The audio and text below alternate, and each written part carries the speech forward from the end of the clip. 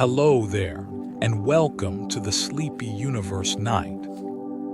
Tonight we travel backward, past electric light and soft mattresses, past bedroom doors and folded sheets, into a much older darkness. We will kneel beside a fire that has been burning for 10,000 years and feel the warmth of animal fur pulled close against a cold stone floor. We will lie down on a Japanese tatami mat as the paper walls hum faintly with night wind.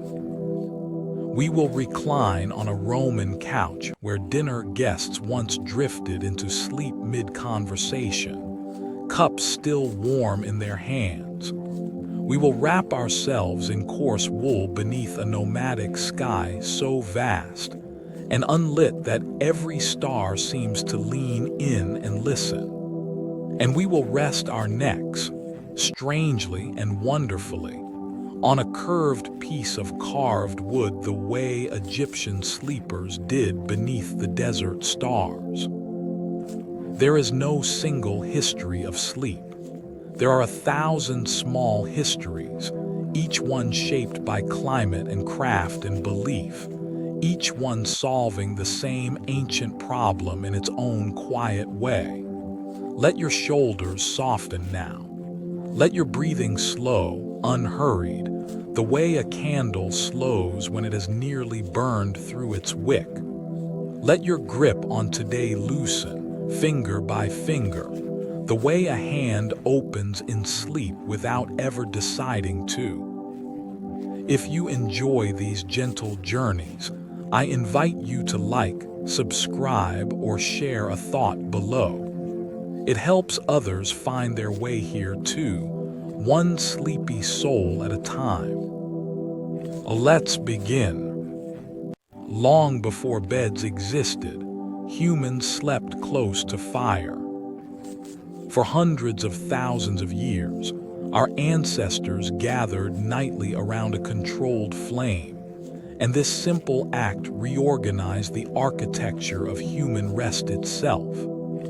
Fire pushed back predators, warmed cold air, and created a flickering circle of safety inside which the body could finally release its guard. Archaeological evidence from sites such as Wonderwork Cave in South Africa suggests hearths were used consistently, night after night, for enormous stretches of time. The fire was not decoration. It was the very permission the body needed to stop watching the dark. Picture the scene. A ring of orange light trembling against limestone walls, shadows stretching and shrinking with every gust, and bodies arranged like spokes around a wheel, feet toward the warmth, heads tilted just outside the smoke. It is not so different from the reflex we still carry today, drawn instinctively toward a lit screen or a warm lamp before sleep. Even now, something in us still leans toward the glow before closing our eyes. Animal furs turned cold stone into a place of rest. Before woven textiles existed, early humans relied on the hides of the animals they hunted, cured, and softened to create the very first bedding. A single reindeer or bison hide, once treated to prevent stiffening, could trap body heat with remarkable efficiency, transforming an unforgiving cave floor into something almost hospitable. Researchers studying Paleolithic sites have found bone scrapers specifically shaped for hide preparation, tools whose only purpose was comfort during rest. Imagine the weight of that fur settling over tired limbs, still faintly smelling of the animal it once was, heavy and warm as a held breath. It was not simply a blanket. It was a bridge between two lives, the animals and the sleepers joined for one more night. Even survival, it turns out, has always required a little tenderness toward the body. Entire villages once slept as a single warm organism.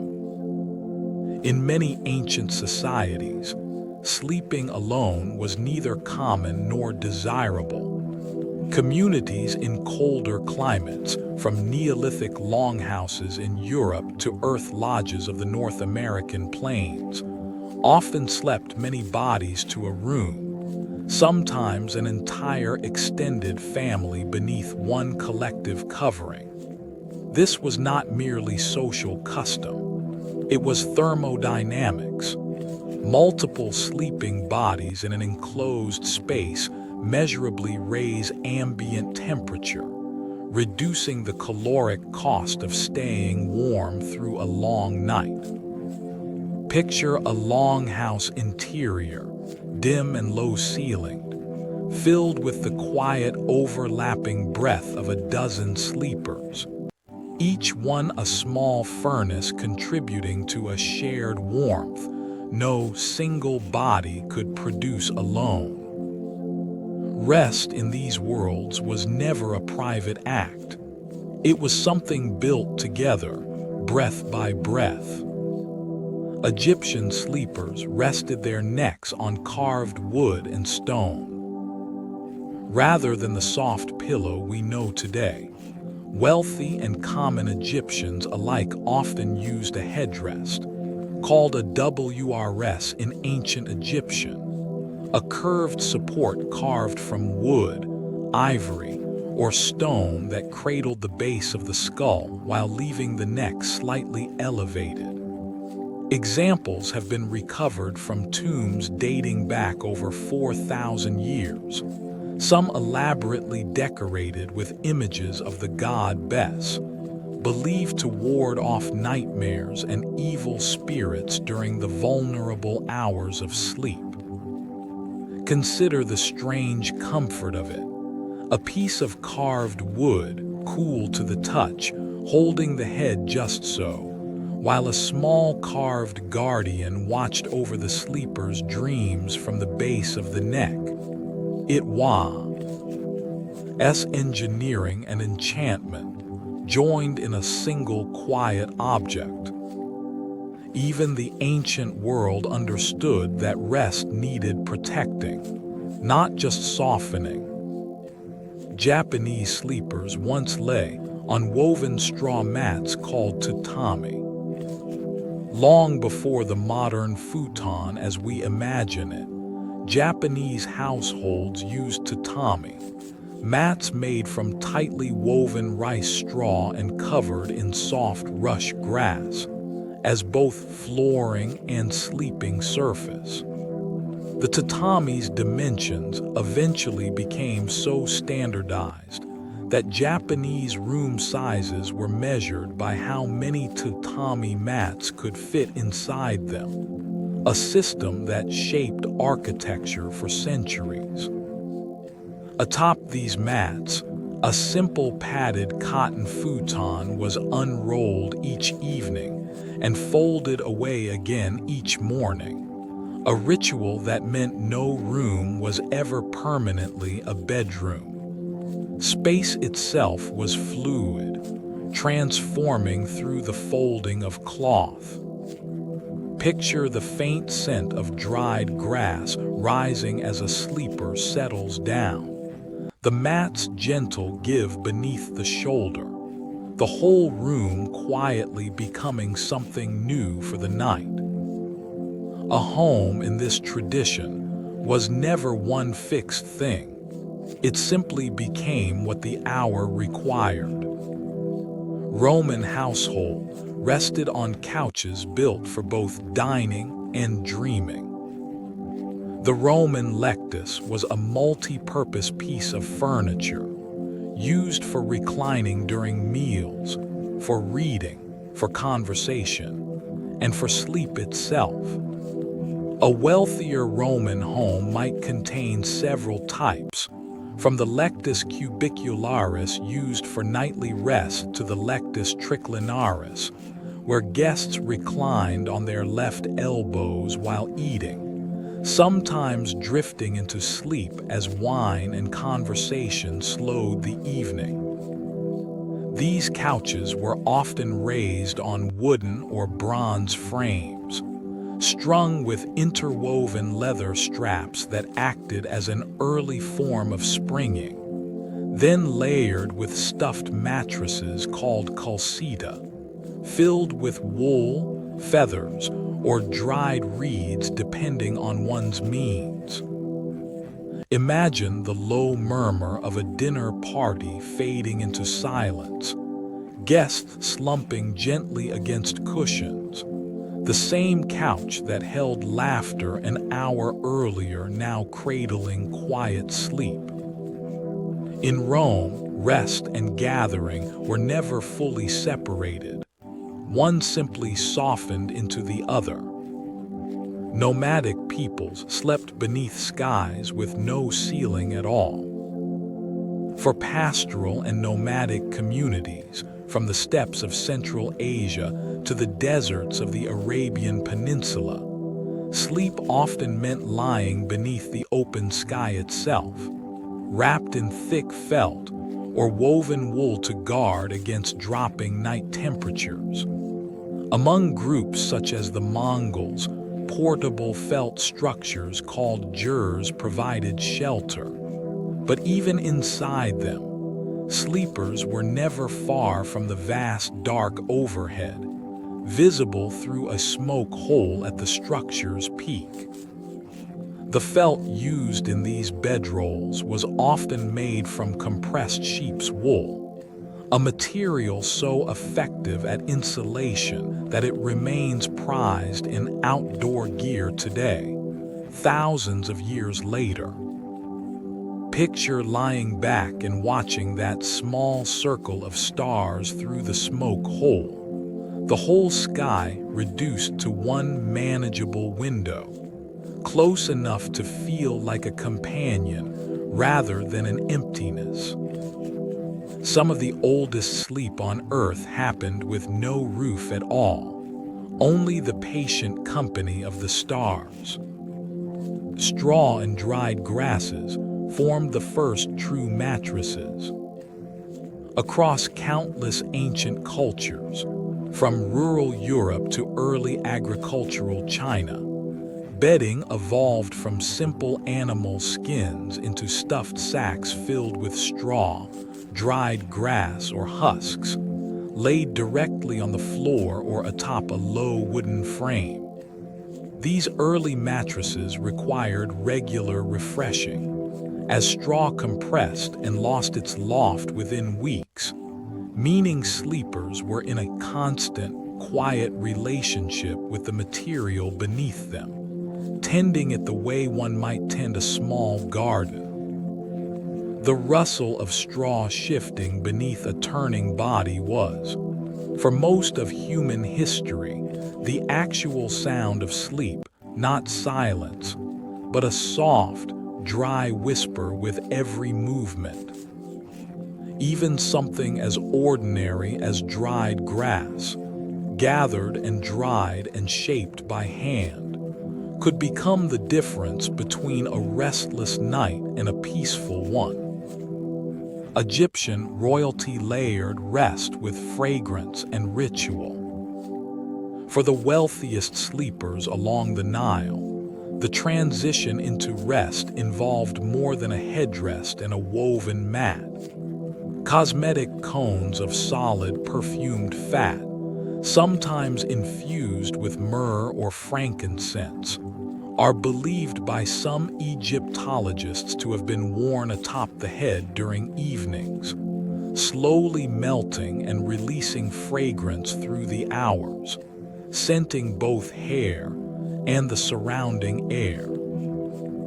Bedchambers of the elite were often positioned to catch cooling evening breezes, and braziers of smoldering aromatic resin burned quietly nearby, meant to purify the air and discourage insects in equal measure. Imagine drifting toward sleep as warm fragrance settles slowly over the pillow of carved wood, the scent of resin curling through torchlight, a ritual designed to make the crossing into unconsciousness feel sacred rather than simply necessary. Even 4,000 years ago, humans understood that how a night begins can shape how it unfolds. Mesopotamian dream interpretation shaped how ancient sleepers understood rest itself. In ancient Mesopotamia, sleep was never viewed as empty time. Dreams were considered messages, sometimes from the gods, sometimes from the dead, and elaborate systems of dream interpretation developed across Sumerian, Babylonian, and Assyrian cultures. The Epic of Gilgamesh itself repeatedly uses dreams as turning points, moments where the sleeping mind receives knowledge unavailable to the waking one. Professional dream interpreters, sometimes attached to temples, were consulted the way a physician might be consulted today, and specific dream dictionaries have survived on clay tablets, cataloging symbols and their meanings with careful, methodical detail.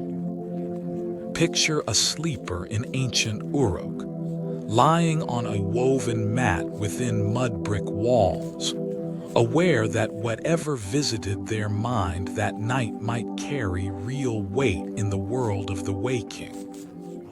Sleep, in this understanding, was never a pause in life.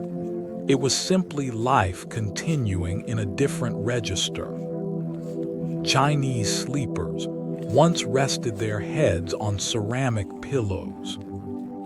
During the Song and later dynasties in China, ceramic pillows, glazed and often intricately painted, became a common feature of elite and even middling households. Far from being purely decorative, these firm, cool surfaces were valued for their ability to keep the head cool through humid nights, and some were believed to carry medicinal properties, thought to improve eyesight or calm the mind through the pressure they placed on specific points at the base of the skull. Many surviving examples are shaped like reclining animals, curled foxes, or resting children, their smooth glazed backs serving as the sleeping surface itself, cool as river stone even on a warm evening. Consider the particular comfort of coolness against a heated brow, a comfort so valued that entire kilns were dedicated to producing pillows shaped like sleeping creatures. Art and function fused into a single quiet object. Even discomfort, chosen deliberately, can become its own strange form of care. Inuit sleeping platforms were raised above the coldest air. In traditional Inuit dwellings, including the winter igloo, sleeping platforms were constructed slightly elevated from the entrance and floor level, taking advantage of a simple but crucial thermal principle. Warm air rises and pools near the ceiling, while cold air sinks and gathers near the ground. By building the sleeping bench higher than the cooking and entry areas, Inuit builders effectively created a warmer microclimate exactly where it mattered most. These platforms were then layered with caribou or seal skins, fur facing upward, providing insulation between the sleeper and the compacted snow beneath. while family members slept close together beneath additional shared furs. Picture the architecture of it, an entire dwelling engineered around the invisible behavior of warm and cold air, all in service of a single peaceful night's rest. Even in the harshest climate on Earth, ingenuity found a way to make darkness gentle. Ancient Greek households used simple pallets called crabitoi. For most Greeks outside the wealthiest households, sleep took place on a krabatos, a low wooden bed frame strung with rope or leather webbing, and topped with a stuffed mattress of wool or straw. Unlike the elaborate couches of Roman dining rooms, these were humble, practical objects, often foldable or portable, appearing in Greek comedy and everyday texts as ordinary furniture rather than luxury. Wealthier households used woolen blankets dyed in rich colors, while poorer households made do with rough, undyed wool. Yet the underlying structure, a webbed frame supporting a stuffed mattress, remained remarkably consistent across the social spectrum. Imagine the quiet creak of rope webbing shifting beneath a turning sleeper, a small sound repeated in countless households across the ancient Greek world, night after ordinary night. Comfort, even in antiquity, was never only for the wealthy. It simply wore different clothes depending on one's means. Viking longhouses held sleeping benches along their walls. In Norse households, raised wooden benches lined the long walls of the communal hall, serving as seating by day and sleeping surfaces by night. These benches were often covered with straw, then layered with woolen blankets and animal furs, particularly bearskin and sheepskin, prized both for warmth and for the status they signaled. Excavations of Viking-age longhouses, including those at sites like Trelleborg in Denmark, reveal a structure clearly organized around a central hearth, with sleeping areas positioned to receive its heat, while remaining close enough for quick defense if danger arose in the night. Picture the low hum of a longhouse settling into evening, firelight catching on fur-draped benches, an entire household arranged like protective rings around one shared source of warmth. Even a fortress of wood and turf still needed, at its end, something as simple as fire and the promise of rest. Ancient Indian texts described sleep as one of 3 essential pillars of health.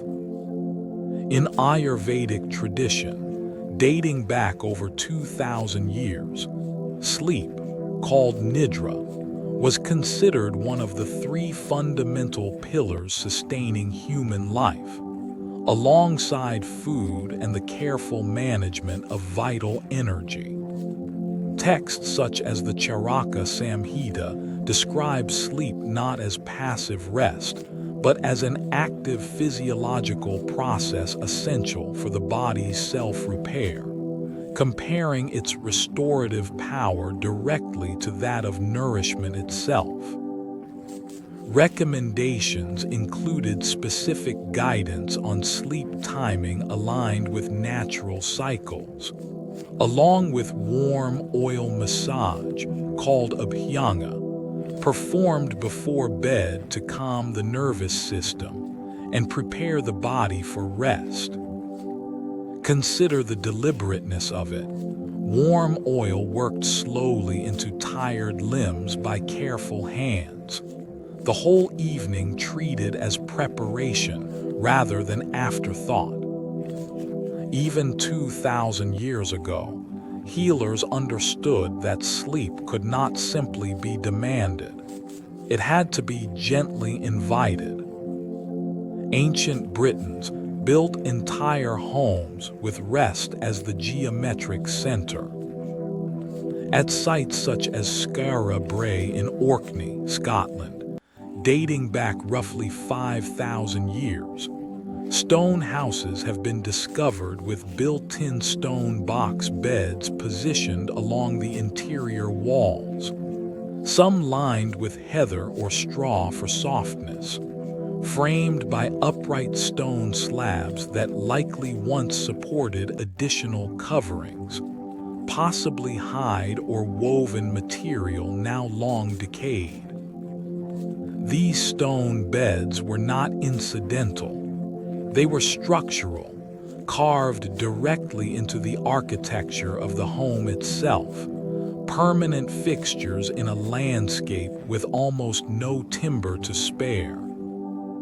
Picture a small stone chamber, dim and windowless, where a stone-framed bed lined with dried heather waited each evening, unmoving and unchanging, the same shape holding sleep after sleep for generation after generation. Even without a single tree for lumber, the human instinct to build a defined place for rest carved its way into solid rock. Persian nobility slept beneath elaborate canopied frames. In ancient and medieval Persia, elite sleeping arrangements often involved a raised wooden frame draped with fine textiles, sometimes silk, suspended to create a canopy that offered both privacy and protection from insects. These structures, forerunners of what later became the canopy bed across many cultures, combined practical function with clear displays of wealth and status.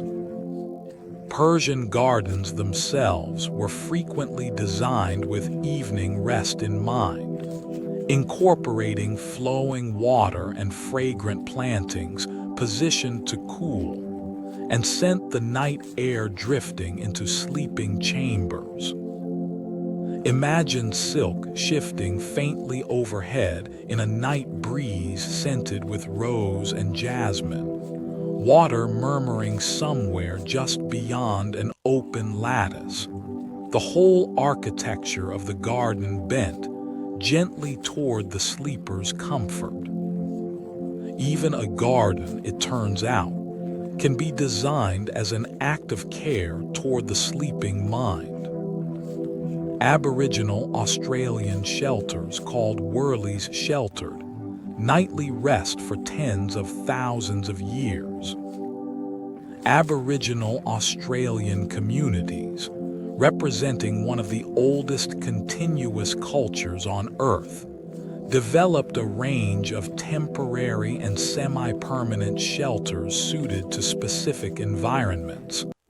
Among them the wurley, a dome-shaped structure built from bent branches and covered with bark, grass, or leaves depending on regional materials available. Sleeping arrangements beneath these shelters often involved simple beds of soft bark or grass, laid directly on cleared earth, positioned near a small fire whose embers were carefully banked to provide warmth through the coldest hours without requiring constant tending.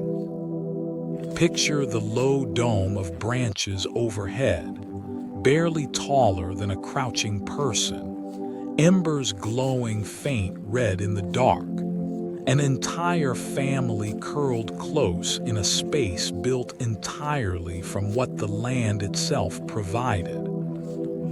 Even the very oldest continuous human culture on the planet still returns, every single night, to this same essential question. How do we rest safely until the light comes back? Medieval European beds were often shared by strangers at inns. Long before private hotel rooms existed, medieval travelers staying at roadside inns across Europe frequently shared not just a room but an actual bed with complete strangers, a practice considered entirely ordinary well into the early modern period. Innkeepers would assign travelers to available bed space based simply on when they arrived, regardless of prior acquaintance. These shared beds were often enormous by modern standards, sometimes wide enough to accommodate 4 or more sleepers side by side, layered with straw mattresses topped by feather ticking for those who could afford the additional expense. Picture a dim-in room lit by a single guttering candle, several unfamiliar travelers settling in side by side beneath a shared blanket. The ordinary vulnerability of sleep somehow bridging the gap between complete strangers. Even privacy, something we now consider essential to rest, is a surprisingly recent invention in the long story of human sleep. Ancient Egyptians and many other cultures once slept twice each night in 2 distinct phases.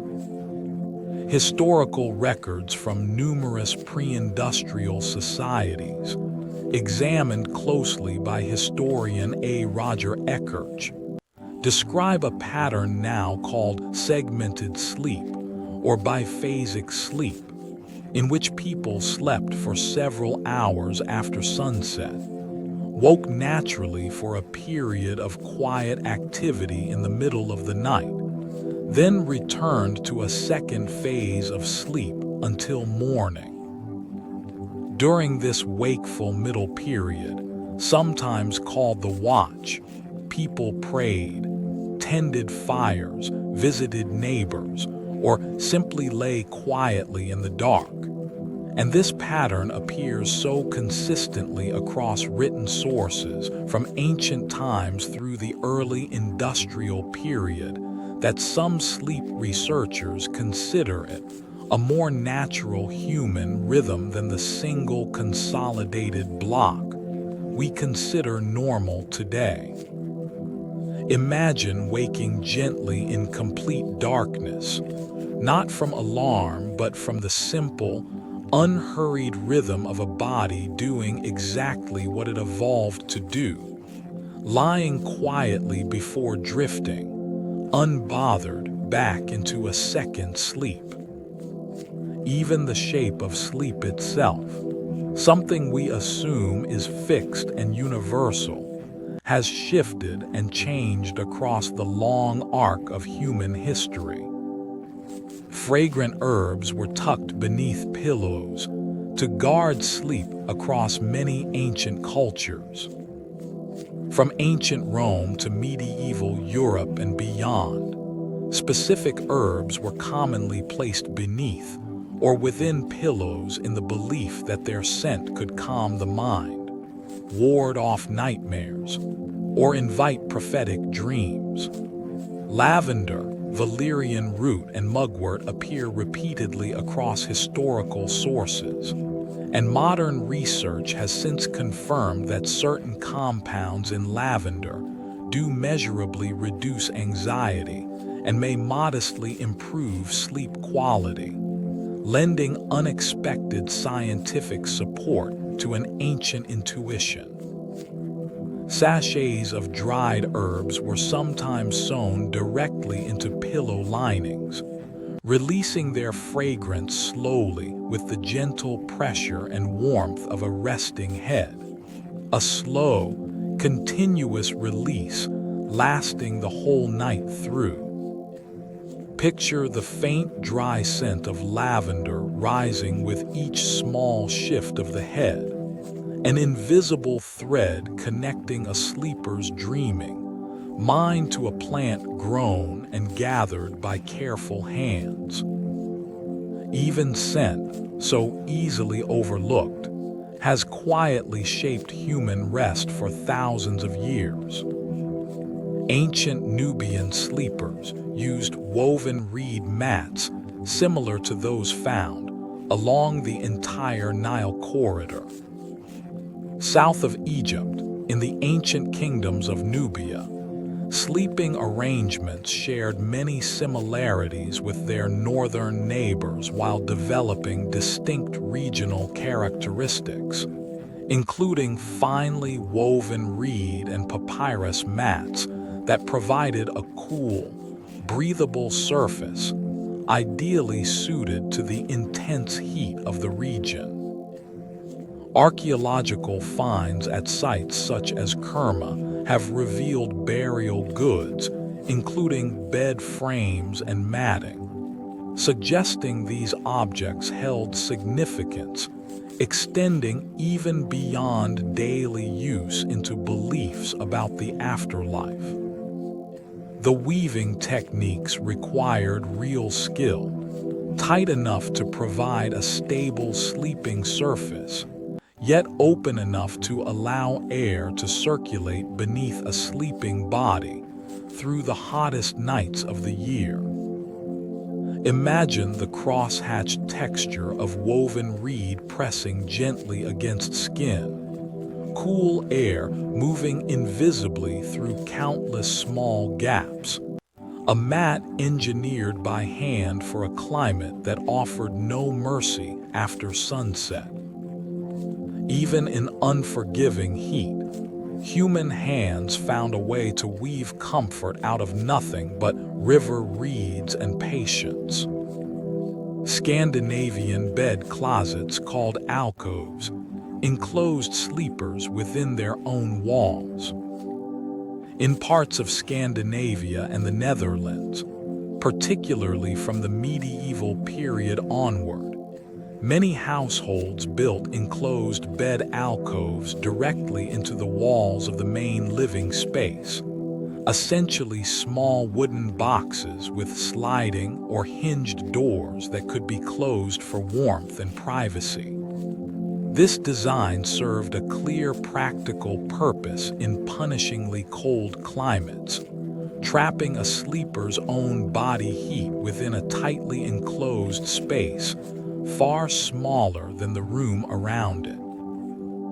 These box beds often included small shelves or ledges built directly into the woodwork, and some were elaborately carved or painted, transforming a purely functional enclosure into a genuine piece of domestic art. Picture the sliding door closing softly, the world narrowing to a warm wooden box barely larger than the body within it, the whole cold night reduced to something small enough to hold. Even enclosure, chosen deliberately, can feel less like confinement and more like being gently, deliberately held. Ancient Andean cultures slept on platforms designed to manage the cold of high altitude. Across the high Andean plateau, cultures including the Inca developed dwellings suited to dramatic temperature swings between day and night, often building sleeping platforms raised slightly from the cold stone or packed earth floor, and layered thickly with alpaca and llama wool. Alpaca fiber in particular is prized even today for its exceptional warmth relative to its light weight, a property Andean weavers understood and exploited across many centuries. Homes were frequently oriented and clustered to block prevailing winds, while thick stone walls absorbed daytime heat slowly and released it gradually through the night, a passive form of climate control requiring no fire at all. Imagine the particular warmth of alpaca wool, lighter than it looks yet holding heat with remarkable persistence, wrapped close against a body resting nearly 2 miles above sea level. Even at extreme altitude, where the night air itself seems thin and sharp, human ingenuity found ways to make rest possible. Byzantine sleeping chambers combined Roman tradition with new religious rhythms. As the Byzantine Empire carried Roman traditions forward into a new religious and cultural context, sleeping practices evolved alongside them. Elite Byzantine bedchambers retained the raised bed frames and woven support structures inherited from Rome, but incorporated new elements including icons placed near the bed for spiritual protection during the vulnerable hours of sleep, and prayers recited specifically before rest as part of daily religious observance. Monastic communities, meanwhile, developed highly structured sleep schedules built around canonical hours, waking for prayer in the deep middle of the night before returning to rest, a practice that closely echoes the segmented sleep pattern observed across so many other ancient cultures independently. Picture a small icon glowing faintly by candlelight near a sleeper's bed, a quiet presence keeping watch through hours when the waking mind has fully let go. Even faith and rest, across so many cultures, have often shared the very same quiet room. West African communities built sleeping structures suited to tropical rhythms. Across many traditional West African societies, sleeping arrangements were closely adapted to warm, humid climates, favoring raised platforms that allowed air to circulate beneath the sleeper, while elevating them away from insects and ground moisture. Structures were often built with steeply pitched thatched roof designed to shed heavy seasonal rainfall, while allowing hot air to rise and escape rather than pooling within the sleeping space. Woven mats made from local grasses or palm fiber served as the primary sleeping surface in many households, valued for their breathability in a climate where trapped heat could make rest genuinely difficult to achieve. Picture the soft rustle of palm fiber mats beneath a resting body, warm night air moving freely through an elevated floor, architecture responding directly to the demands of climate rather than fighting against them. Even the shape of a roof, its pitch and its thatch, can be understood as a quiet form of care extended toward every sleeper beneath it.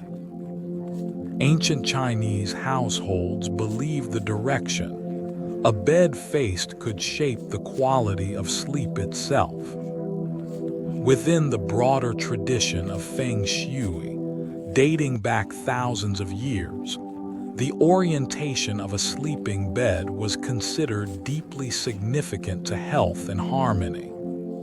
Beds were generally positioned so the sleeper's head pointed away from the door, avoiding a direct line to the entrance, a placement believed to prevent restless or disturbed sleep, while also avoiding direct alignment beneath heavy roof beams, thought to create oppressive pressure over a resting body.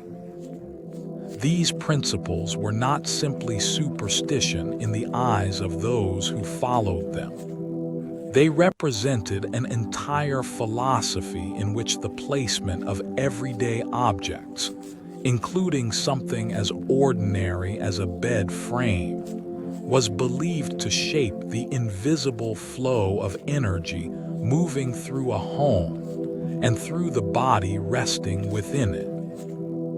Picture a household elder carefully adjusting the angle of a wooden bed frame, measuring not with a ruler, but with an inherited sense of balance passed down across many generations. Even the compass direction a sleeper faced was once considered essential to the quality of their dreams.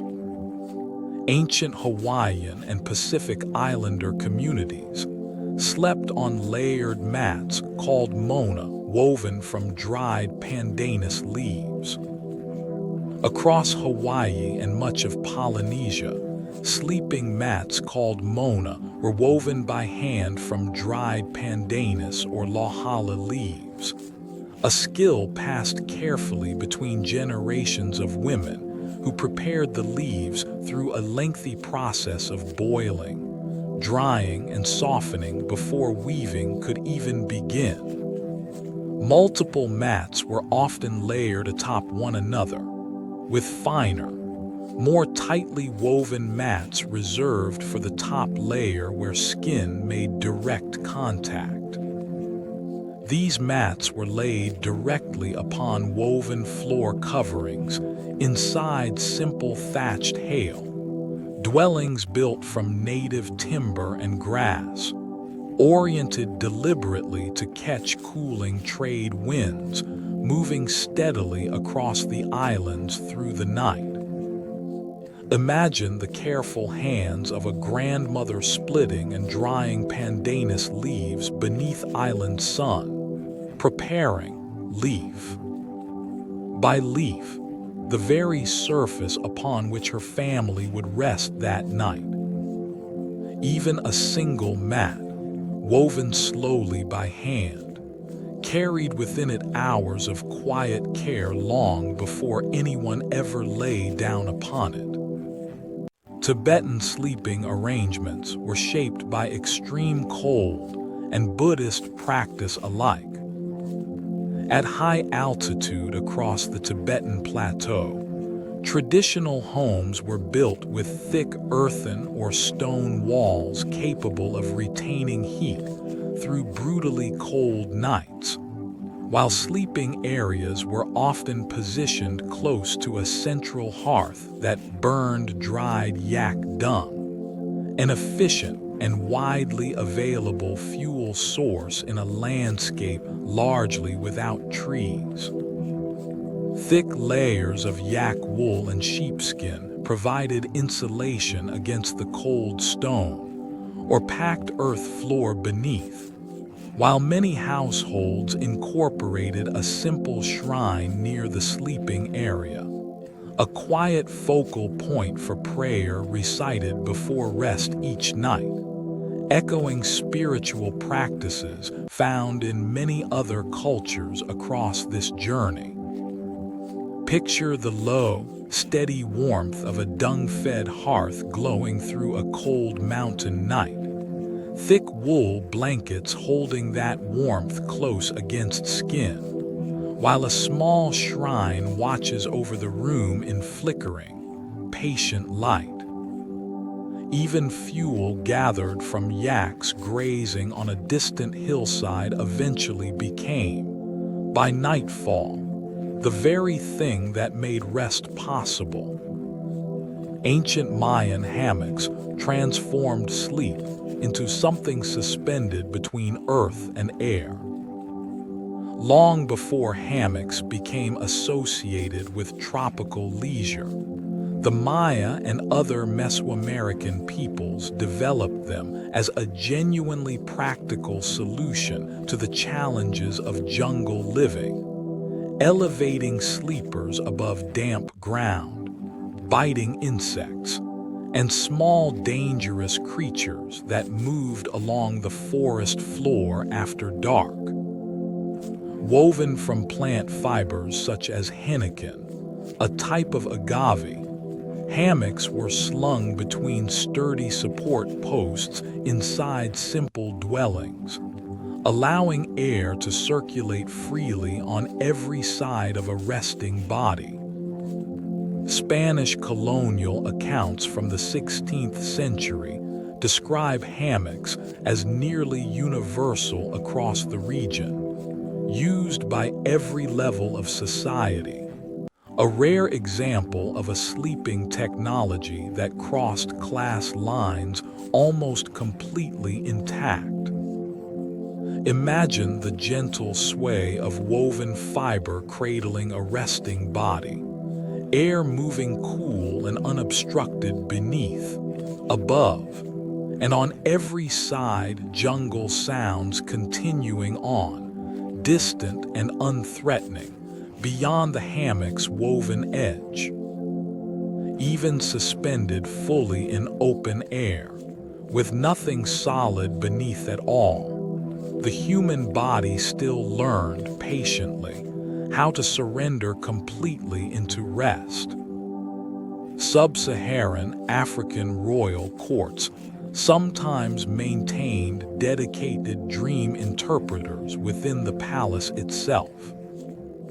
In several West and Central African kingdoms, dreams held recognized political and spiritual weight, and specialized advisors were sometimes retained specifically to interpret the dreams of rulers, treating a monarch's sleeping visions as genuine sources of guidance for matters of state. This tradition placed sleep at the very center of governance itself, rather than treating it as separate from the serious business of daily rule. Royal sleeping quarters in some kingdoms were correspondingly elaborate, involving carved wooden headrests similar in concept to those used in ancient Egypt, often decorated with symbols specific to a ruling lineage, passed down and reused across successive generations of leadership. Picture a ruler waking at dawn to recount a vivid dream to a waiting advisor. The events of that single night's rest treated with the same gravity as any council of state.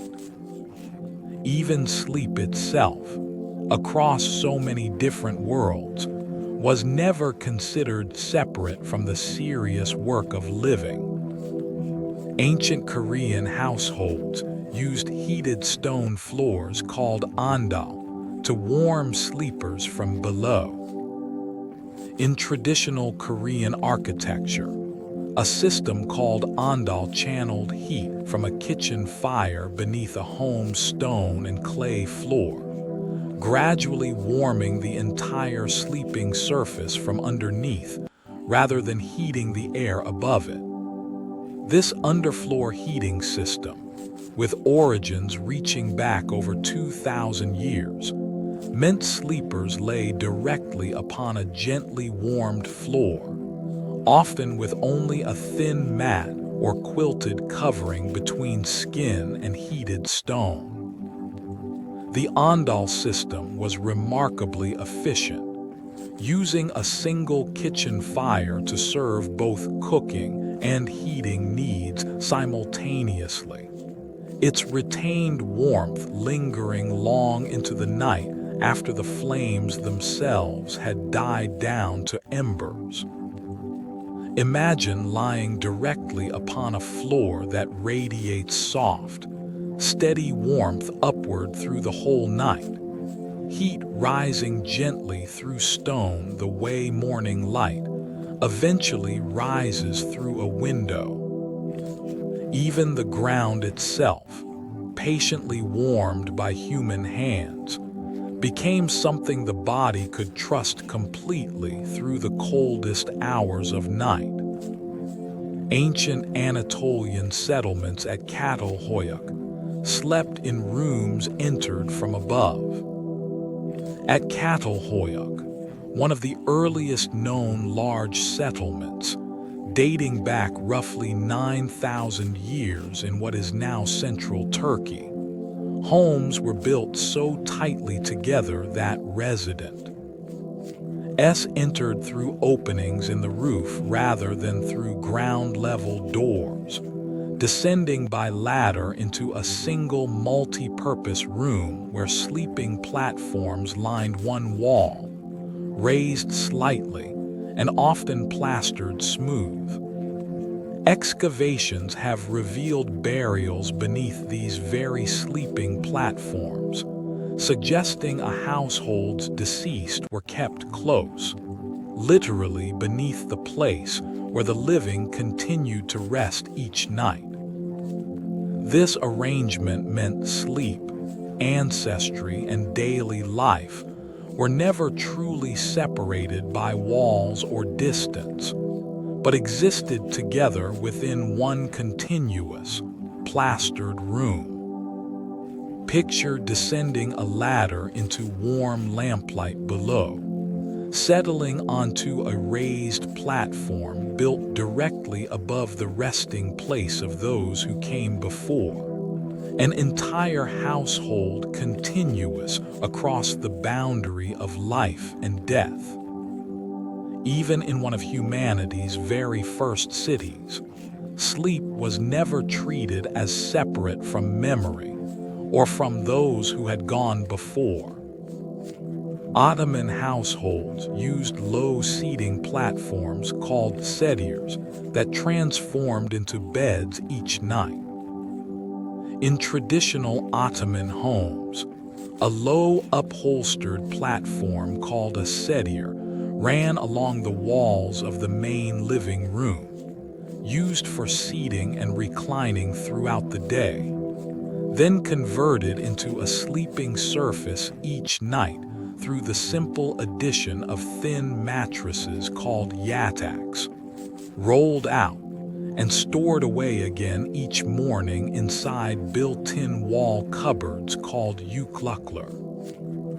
This system meant a single room could serve as a gathering space, a dining area, and a bedroom, transforming completely within minutes through nothing more than the folding or unfolding of cloth, echoing a similar flexibility found in Japanese tatami rooms half a world away.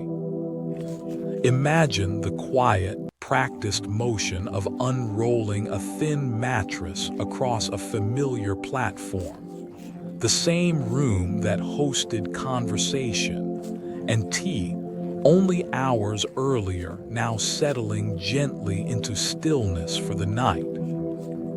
Even the boundary between a living room and a bedroom, something we now consider fixed, was once simply a matter of what hour it happened to be. Ancient Slavic villages built sleeping benches called palati above their clay ovens.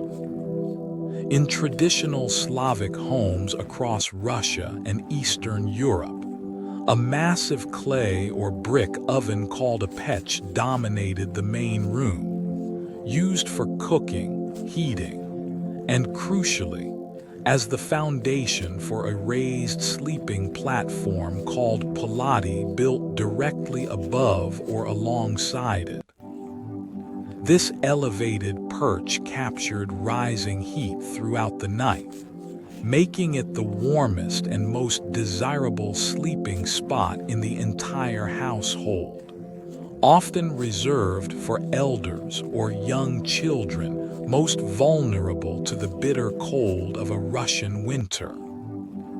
The oven itself might stay warm for many hours after the fire had died, its stored heat radiating slowly upward into the sleeping platform through the deepest, coldest part of the night. Picture climbing a small wooden ladder to reach a warm shelf above a glowing oven, the whole body settling into heat that has been quietly gathering there since the evening meal was cooked. Even a place built first for baking bread eventually became, by nightfall, the warmest and safest place in the entire home to sleep.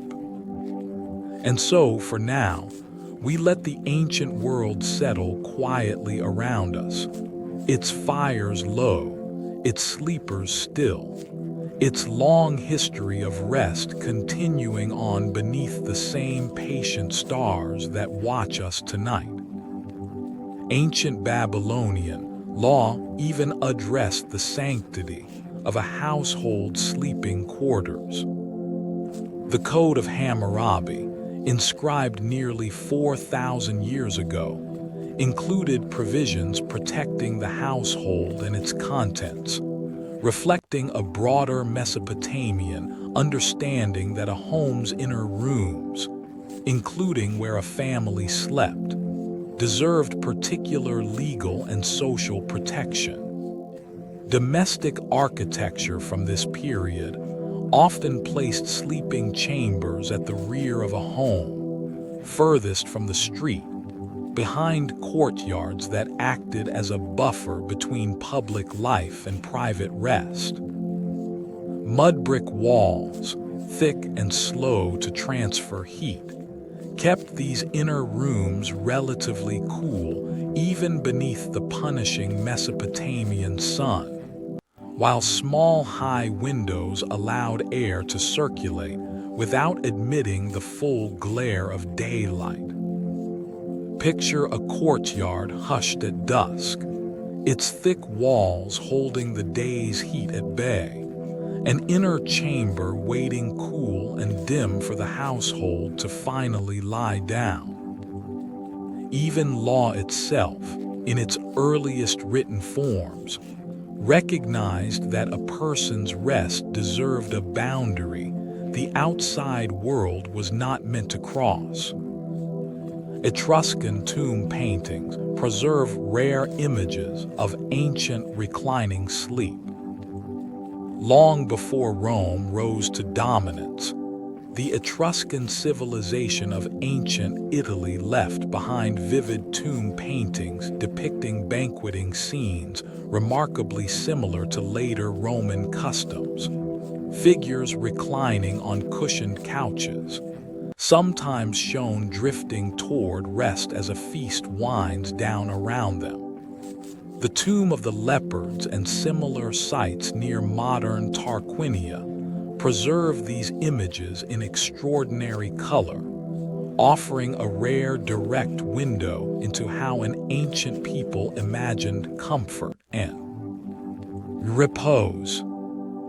Archaeologists believe these tomb paintings were not simply decorative, but deeply symbolic, representing an eternal banquet the deceased would continue to enjoy in the afterlife, reclining forever in comfort alongside those who had gone before.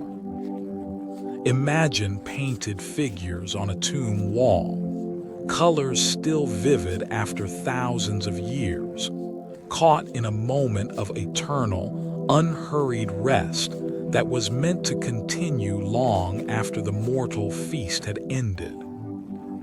Even the ancient imagination pictured the afterlife not as struggle, but as an endless, comfortable reclining beside people once loved.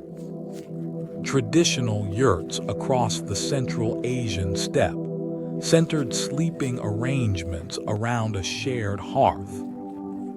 The circular felt tent known across different steppe cultures, as a yurt or jur was engineered with remarkable precision for a life spent following herds across vast open grassland.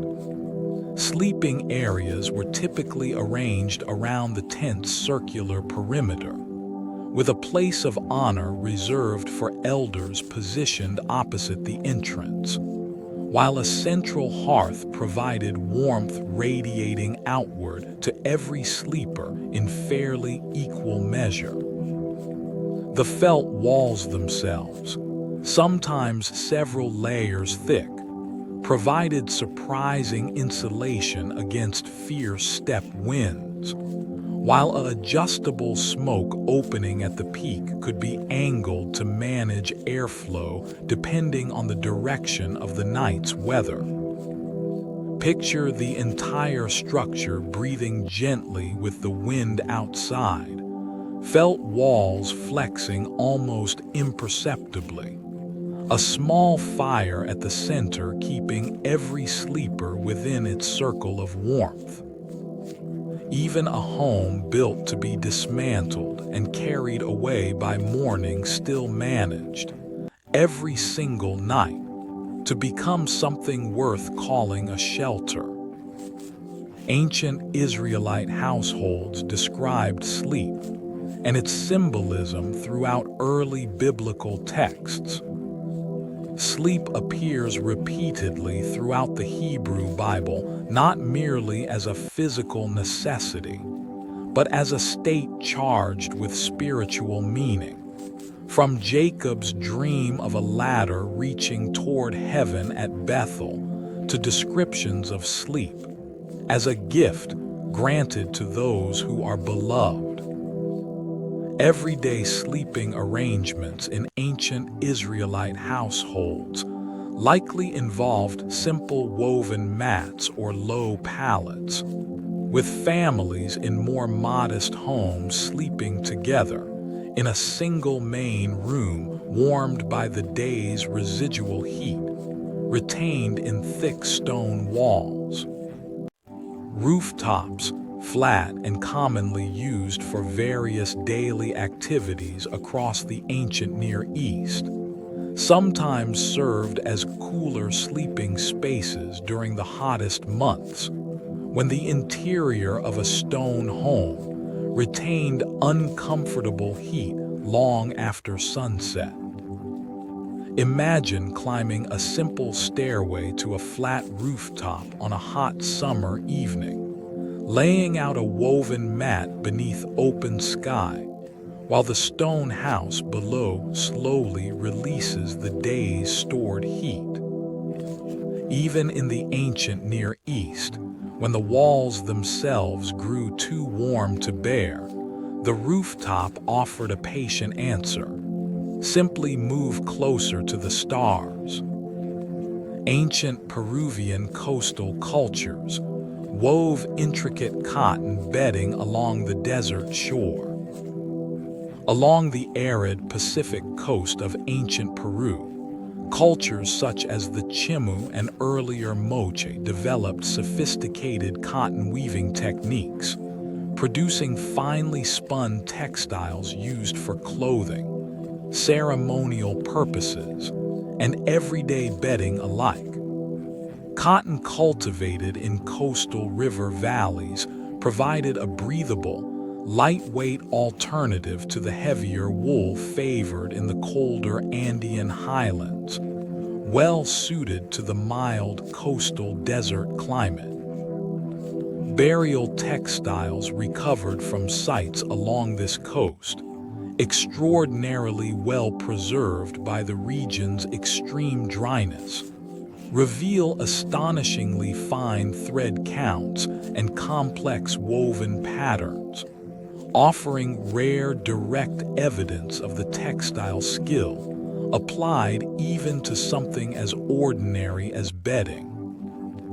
Picture finely spun cotton cloth, cool and light against skin, woven by hands working steadily beside a desert river that made such abundance possible in an otherwise arid landscape. Even threads spun from a single desert valley's cotton crop eventually found their way, night after night, onto the resting bodies of an entire ancient coastal world. Traditional Filipino homes called bahay kubo were built on stilts with sleeping areas raised above tropical heat and flooding. Across the Philippine archipelago, Traditional homes known as bahay kubo were constructed on wooden or bamboo stilts, elevating the entire living space, including sleeping areas, well above ground level. This elevation served multiple purposes at once: protection from seasonal flooding, increased airflow beneath and through the home to combat tropical humidity, and a measure of safety from ground-dwelling animals and pests during the night. Sleeping surfaces were often simple woven mats made from berry palm or pandan leaves, laid across a bamboo slat floor whose natural gaps allowed cooling air to rise up from below throughout the night. Imagine lying on a woven pandan mat as air moves freely up through gaps in a bamboo floor, the whole home lifted just high enough above the humid ground to breathe. Even the ground itself, in the hottest and wettest climates, was sometimes best left a comfortable distance below a sleeper's back. Ancient Assyrian palaces used elaborately carved ivory to decorate royal beds. Excavations of Assyrian palaces, including sites at Nimrud dating to the 9th century BCE, have recovered exquisite carved ivory panels believed to have once decorated royal furniture, including elaborate bed frames reserved for kings and their households. These carvings, some depicting animals, floral motifs, and mythological scenes, demonstrate the enormous resources a powerful empire was willing to devote to something as personal as the furniture surrounding sleep. Ivory itself was an imported luxury, arriving through extensive trade networks stretching toward Africa and India, meaning a single royal bed frame might represent the culmination of trade routes spanning thousands of miles. Picture carved ivory catching torchlight along the frame of a royal bed, each small animal and flourish the product of a trade network reaching far beyond the palace walls themselves. Even something as intimate as a king's own bed became, in the ancient world, a quiet monument to the reach of an entire empire.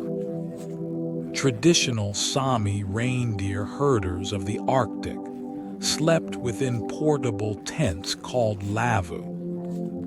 Among the Sami people of northern Scandinavia, whose traditional way of life followed migrating reindeer herds across vast Arctic distances, a portable conical tent called a lavu provided shelter suited to constant movement. Constructed from a frame of angled poles covered in reindeer hide, or later canvas, the lavu could be raised or dismantled quickly, essential for a people whose sleeping location changed with the movement of their herds. Reindeer hides, extraordinarily effective insulators due to the hollow structure of the animal's individual hairs, were layered thickly across the tent floor, providing warmth even when the surrounding Arctic ground remained frozen solid throughout the entire season. Picture the hollow-haired warmth of reindeer hide beneath a resting body, an entire portable shelter capable of moving wherever the herd itself decided to go. Even far above the Arctic Circle, where winter darkness can stretch for weeks at a time, rest remained something patiently carried, tent pole by tent pole, from one resting place to the next. Ancient Cretan Minoan palaces at Knossos featured surprisingly advanced comfort in their private chambers. The Bronze Age Minoan civilization, centered on the palace complex at Knossos on Crete, developed sophisticated architectural comfort that included what archaeologists believe were relatively advanced private chambers, complete with early forms of plumbing and drainage in nearby areas. Frescoes recovered from the site depict elegant, relaxed figures in richly decorated interiors, suggesting a culture that placed genuine value on domestic comfort well beyond bare necessity. Wooden bed frames, now long decayed, would likely have been layered with woven textiles and wool, set within rooms designed with light wells that allowed natural illumination to filter gently into private spaces without direct, harsh exposure. Imagine soft, filtered daylight falling through a Minoan light well onto a richly woven bed covering.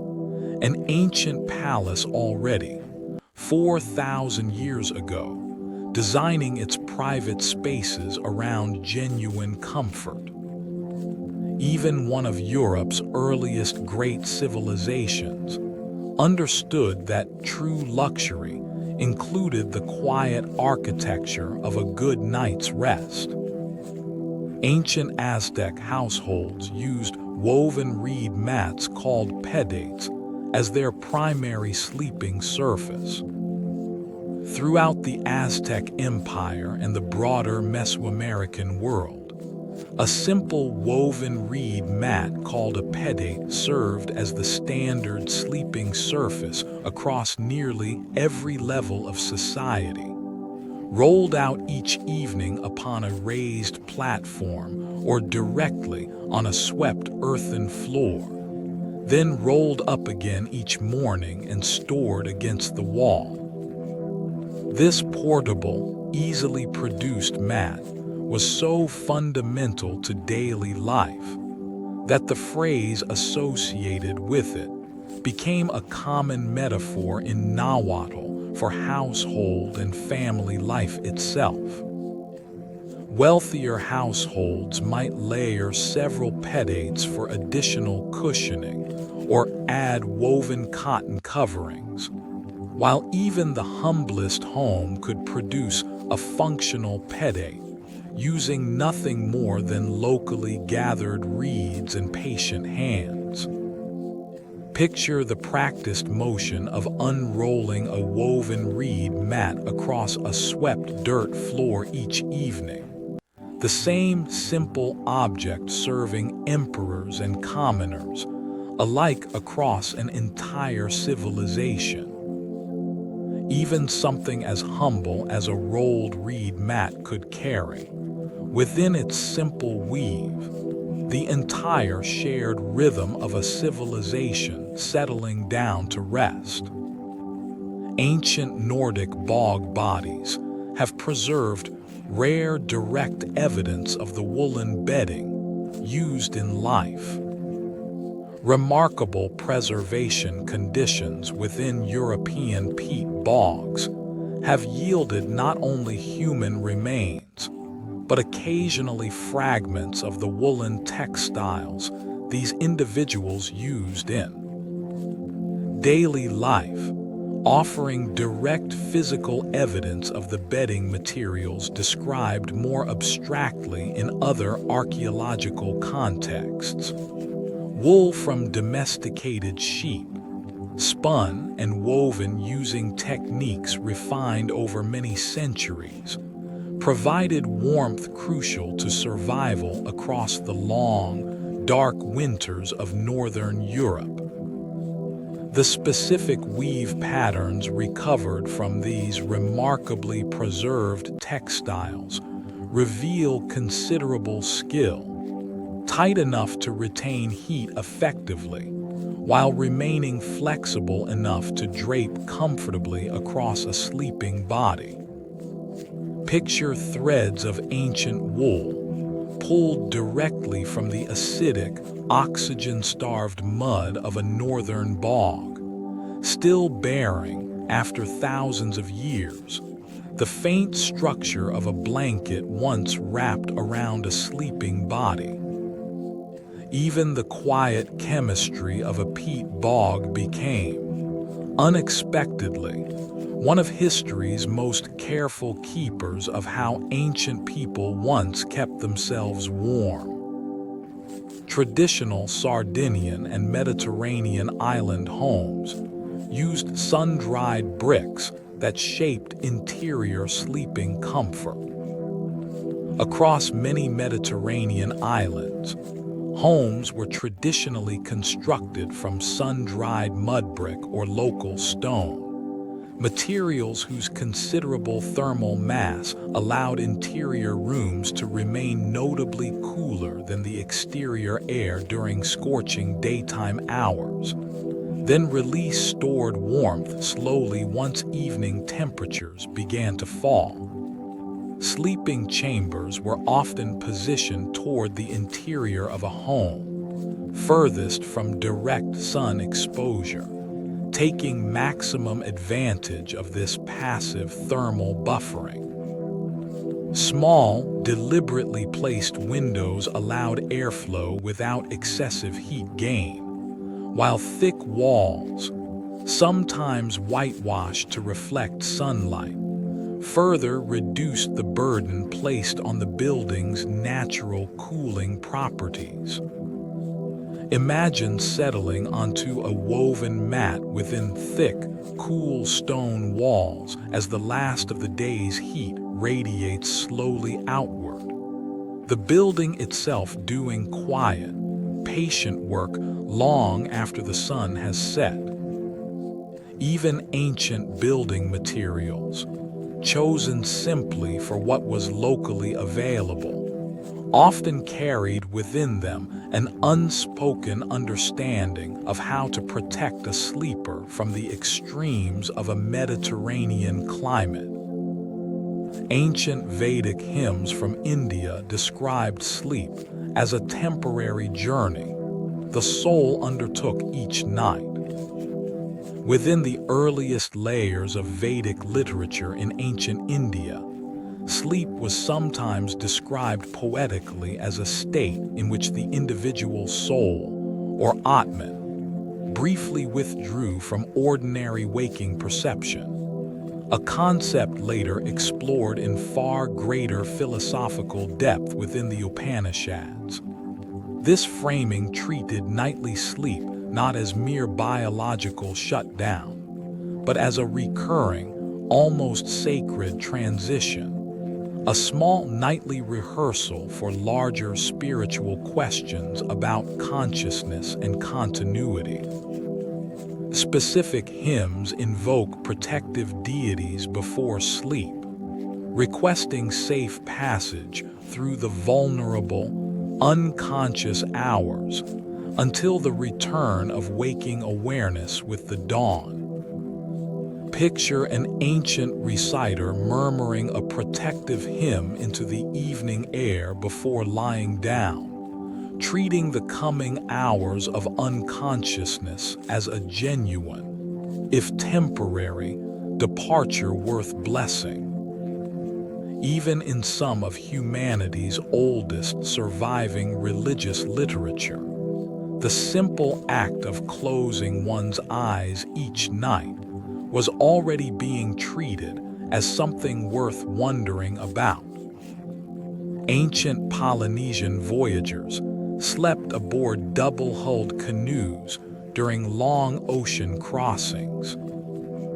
Long before European ships crossed the Pacific, Polynesian navigators undertook extraordinary ocean voyages spanning thousands of miles aboard double-hulled canoes, vessels that required sleep to happen directly aboard a moving craft, rocked continuously by open ocean swells.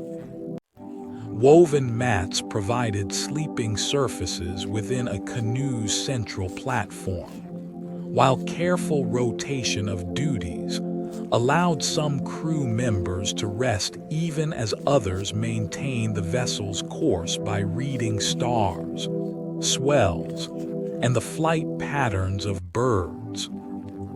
This continuous rhythm of rest and vigilance, sustained across weeks at sea, represents one of history's most demanding applications of the human need for sleep, balanced precisely against the equally urgent need for constant navigation.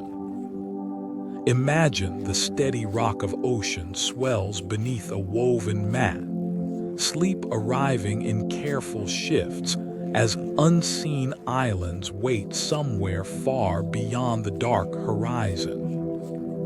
Even in the middle of the vast, trackless Pacific, human beings found a way to entrust their unconscious hours to the steady faith of their companions. Ancient Roman military camps enforced strict, structured sleep schedules for soldiers.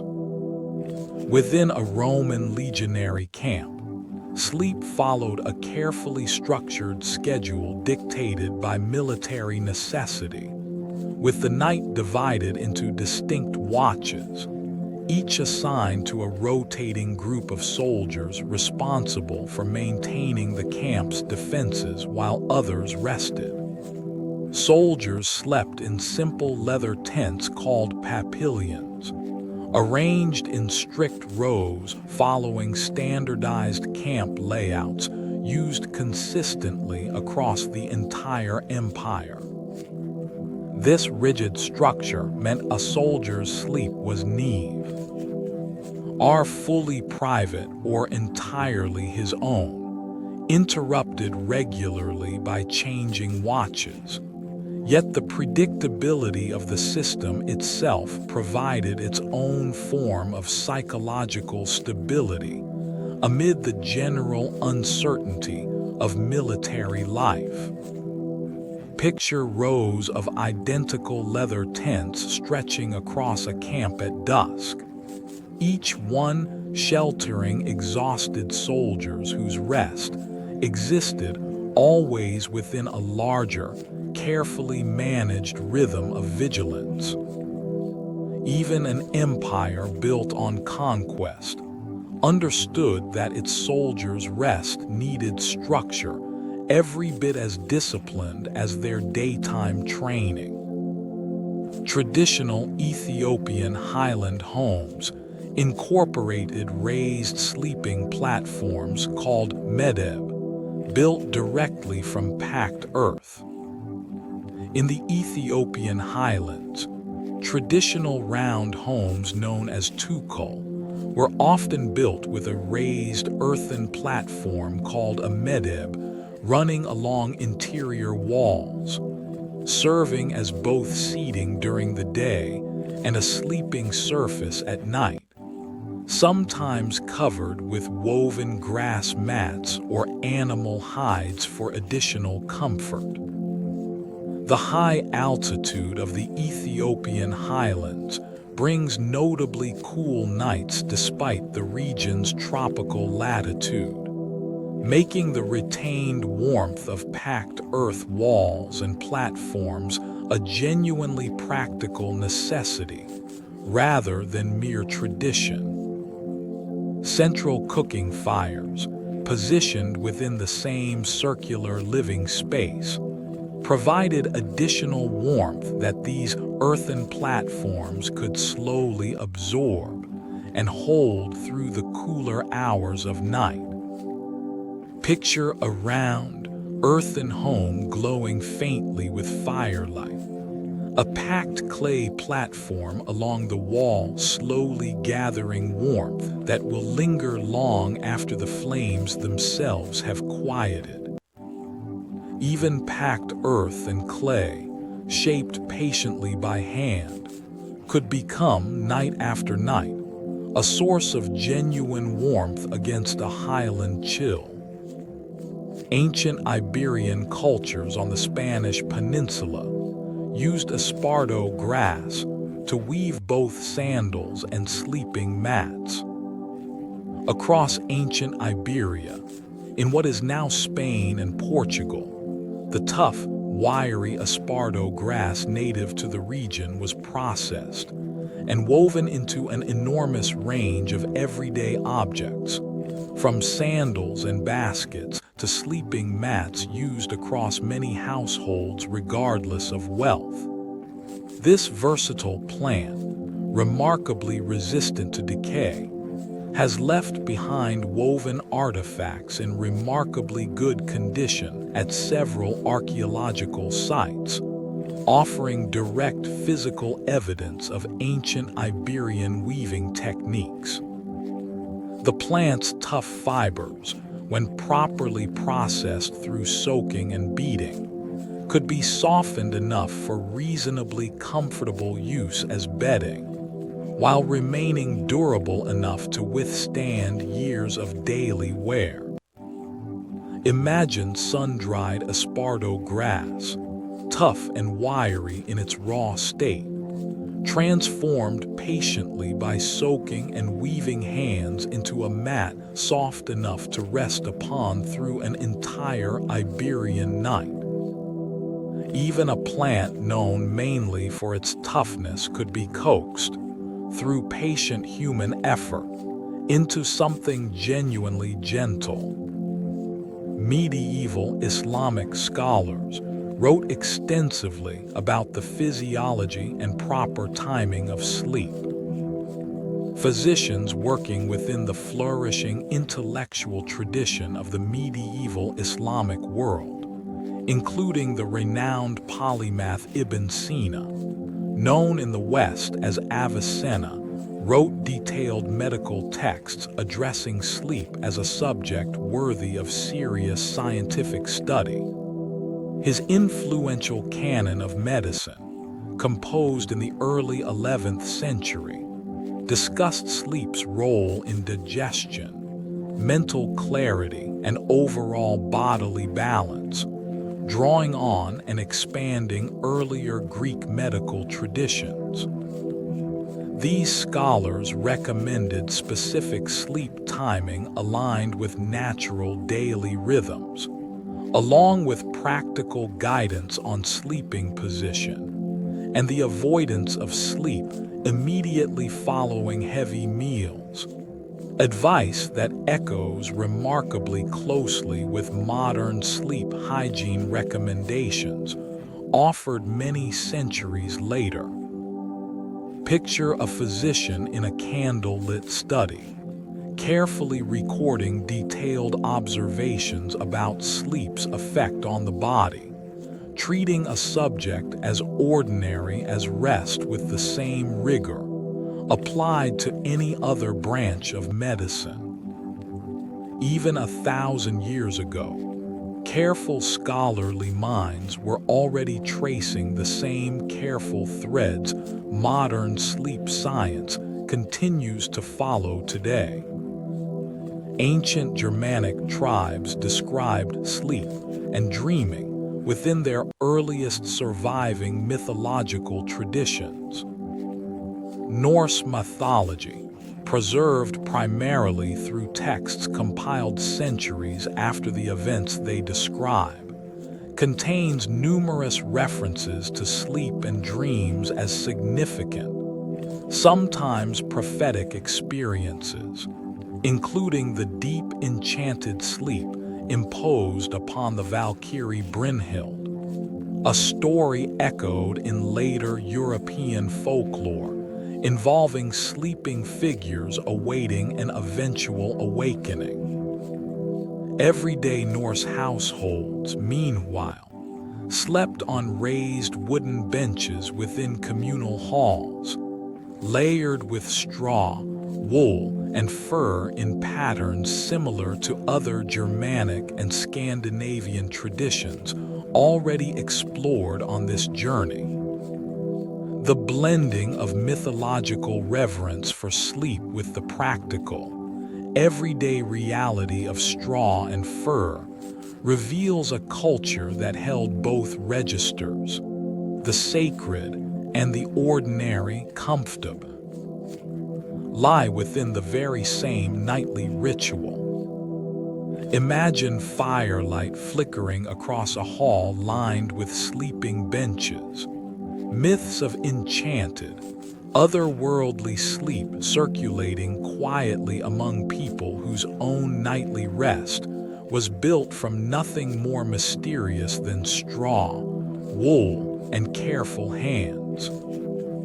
Even legends of magical, unending sleep grew from soil tended by people, whose actual nights were built from patient, ordinary craft. Ancient Southeast Asian stilt houses along the Mekong River elevated entire households above seasonal flooding. Throughout the Mekong Delta and surrounding regions of Southeast Asia, traditional homes were built on tall wooden stilts specifically engineered to withstand seasonal flooding that could raise water levels dramatically during monsoon months. Sleeping quarters, positioned safely above the highest anticipated floodwaters, relied on woven bamboo or rattan mats laid across slatted floors that allowed cooling air to circulate freely from below throughout humid tropical nights.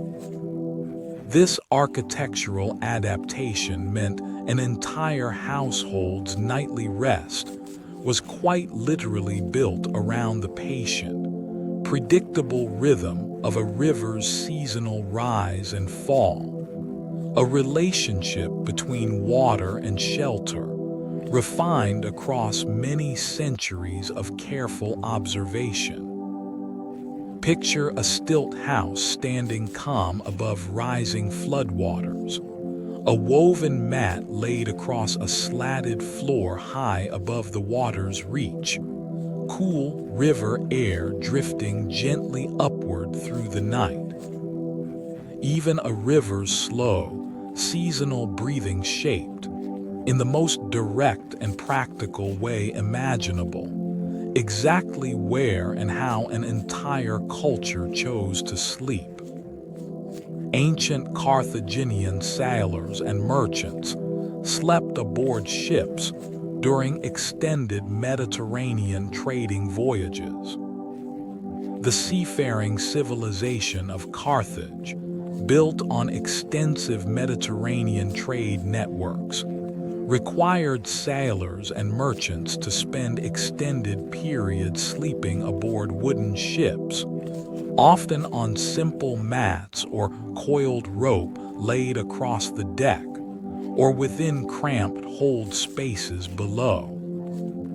The rhythmic motion of the sea itself, along with the confined quarters typical of ancient Mediterranean vessels, meant sailors developed sleep habits adapted to almost constant background movement and the ever-present sound of water against the hull.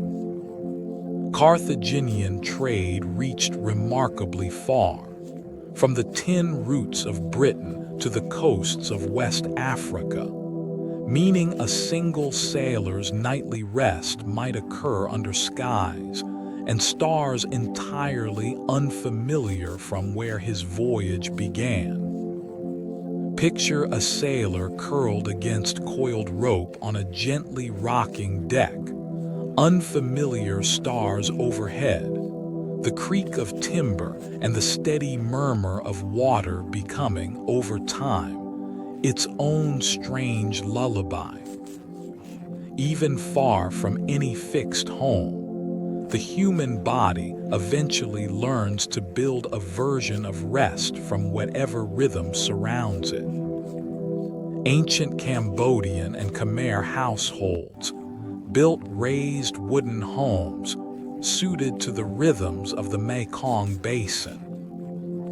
Throughout the Khmer Empire, whose influence once stretched across much of mainland Southeast Asia, Traditional homes were raised on wooden posts well above the ground, both to avoid seasonal flooding and to allow air to circulate freely beneath living spaces during the region's long, humid months. Sleeping areas within these homes typically used woven mats crafted from local grasses, arranged upon wooden plank floors that allowed a household to feel, even indoors, faintly connected to the movement of air passing beneath them. Temple carvings at sites such as Angkor Wat occasionally depict scenes of daily life, offering rare visual glimpses into how ordinary rest may have looked within a civilization otherwise remembered mostly for its monumental architecture. Imagine a raised wooden home swaying almost imperceptibly in a warm evening breeze, a woven mat cool underfoot, carved stone temples rising somewhere in the humid distance beyond the walls. Even a civilization remembered chiefly for its towering monuments still built its everyday nights around something as simple and universal as a woven mat. Ancient Nordic and Germanic peoples valued goose down as a rare luxury bedding material. Among wealthier households across early medieval Northern Europe, goose down, the soft, fine layer of feathers found beneath a bird's outer plumage, was prized as an exceptional insulating material for quilts and pillow coverings, valued for its remarkable warmth relative to its minimal weight. Down collection was a slow, labor-intensive process, often undertaken during a goose's natural molting period to avoid harming the living bird, meaning down bedding remained a genuine luxury, largely reserved for nobility and the wealthy merchant class. The insulating property of down comes from its unique structure, a mass of fine interlocking filaments that trap warm air far more effectively than the tightly matted structure of ordinary feathers, a property modern outdoor equipment manufacturers still rely upon today. Picture the almost weightless warmth of a down-filled quilt settling over tired limbs, feather by feather, gathered slowly and carefully from birds that were never harmed in the gathering. Even something as small and delicate as a single goose feather could, multiplied 1,000 times over, become one of the ancient world's most treasured luxuries. Traditional Zulu homesteads in southern Africa arranged sleeping huts according to careful social order. Within a traditional Zulu homestead, called an umuzi, individual round huts were arranged in a specific circular pattern, reflecting the social structure of the extended family living there, with separate sleeping huts typically assigned according to marital status, age, and standing within the household. Woven grass mats served as the primary sleeping surface within these huts, often supplemented with animal hide for additional warmth and comfort during cooler months. This careful spatial arrangement meant the very layout of a homestead itself told a visible story of family relationships, an entire social order expressed quietly through where each person laid down to sleep each night. Picture a circle of round, thatched huts arranged with quiet, deliberate order, each one holding a woven mat prepared for a specific member of an extended family. Sleep itself organized like a constellation around a shared central space. Even the physical layout of an entire home could function as a kind of map, showing at a glance exactly how a family understood itself. Ancient Etruscan and early Roman households used simple woolen shawls called lattices as informal sleeping coverings. Before more elaborate quilted bedding became widespread, many households across ancient Italy relied on a simple woolen shawl or blanket called a lattice, used interchangeably as outerwear during the day and as a sleeping covering at night.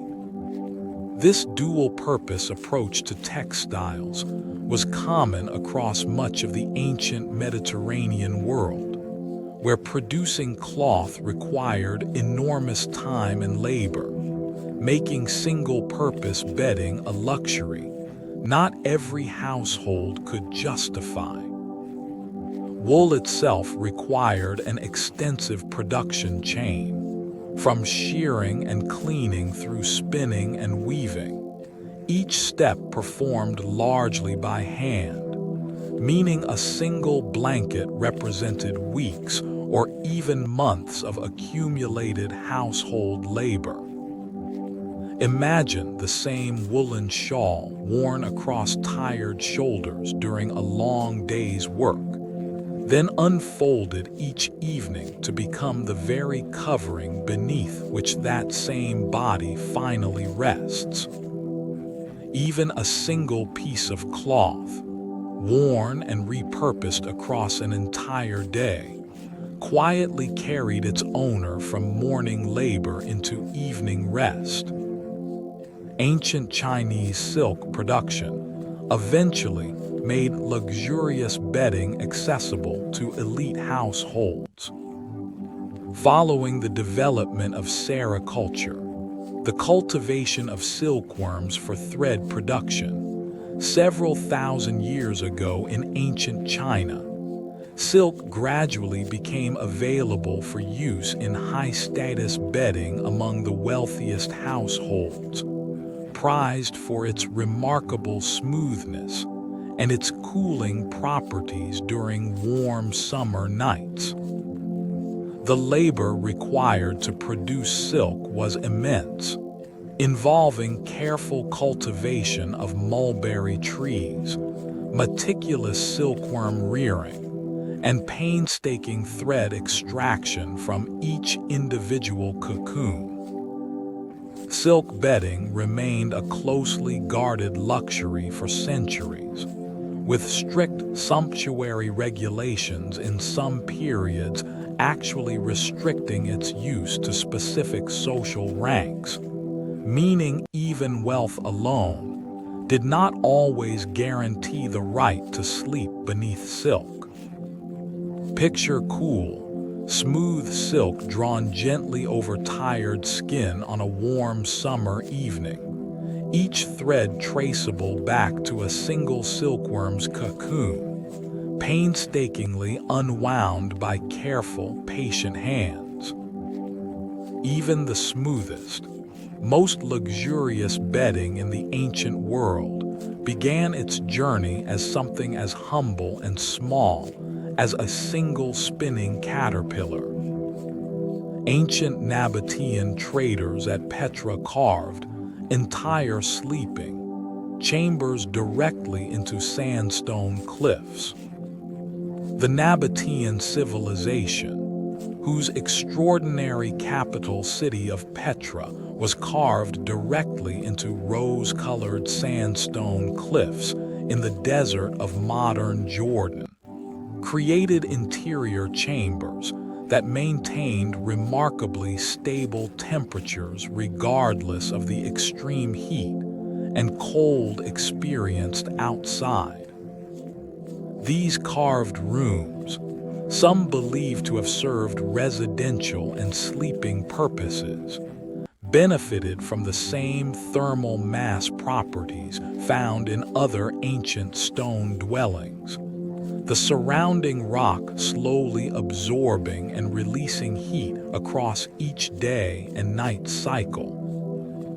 Nabatean wealth, built substantially on their control of valuable incense and spice trade routes crossing the Arabian desert, meant these carved sleeping chambers might have been furnished with imported textiles and cushions gathered from trade partners, spanning a truly vast geographic reach. Imagine lying within a chamber carved directly from solid rose-colored stone. The desert's harsh temperature swings held entirely at bay by walls thousands of years in the making, long before the chamber itself was even carved. Even solid stone, patiently carved by determined hands, could become something as gentle and protective as any woven tent or thatched roof. Ancient Japanese aristocracy during the Heian period developed elaborate multi-layered sleeping robes called kaimaki. During Japan's Heian period, roughly 1,000 years ago, aristocratic households developed elaborate sleeping garments, including a padded, kimono-shaped covering called a kaimaki, worn directly over the body rather than simply laid across it like an ordinary blanket, providing warmth that moved naturally with a sleeper through the night. These garments were often crafted from fine silk and padded generously with silk floss, reflecting the considerable wealth and refined aesthetic sensibility for which the Heian court remains celebrated even today. The famous literary diary of Sei Shonagon, a court lady of this era, offers rare glimpses into the sensory textures of aristocratic daily life, including passing observations about the comfort or occasional discomfort of sleep itself within the elaborate seasonal rhythms of court life. Picture the soft, structured weight of a silk-padded sleeping robe settling around a resting body, warmth that moves and shifts naturally with every small turn through the night. Even sleepwear itself, in the refined world of the Heian court, became an art form worthy of careful literary observation. Ancient Scythian nomads of the Eurasian steppe were buried alongside elaborate felt bedding meant for the afterlife. The Scythians, nomadic horse-riding peoples who dominated much of the Eurasian steppe in antiquity, left behind extraordinarily well-preserved burial mounds, particularly in the frozen ground of the Altai Mountains, where felt textiles, wooden furniture, and bedding materials have survived remarkably intact due to the permafrost's unique preservative properties. These burial goods, including finely decorated felt hangings and cushions, suggest a belief that comfortable rest remained just as important in the world beyond death as it had been in life.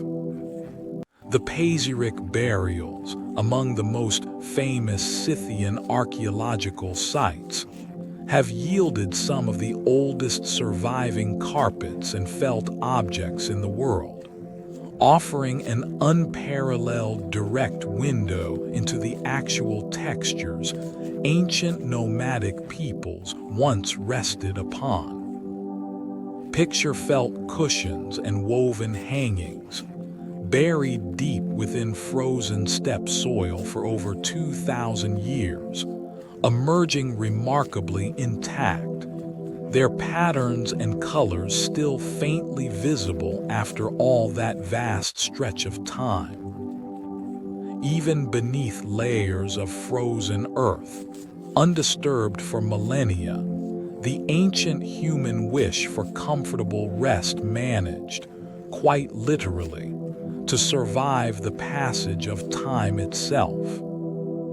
Ancient Puebloan cultures of the American Southwest built sleeping chambers within multi-story cliff dwellings. Ancestral Puebloan communities, whose remarkable multi-story dwellings still stand today at sites such as Mesa Verde in what is now Colorado, built sleeping and living chambers directly into natural sandstone alcoves high along canyon cliff faces. Structures whose southern orientation captured beneficial winter sun, while remaining shaded during the intense heat of summer.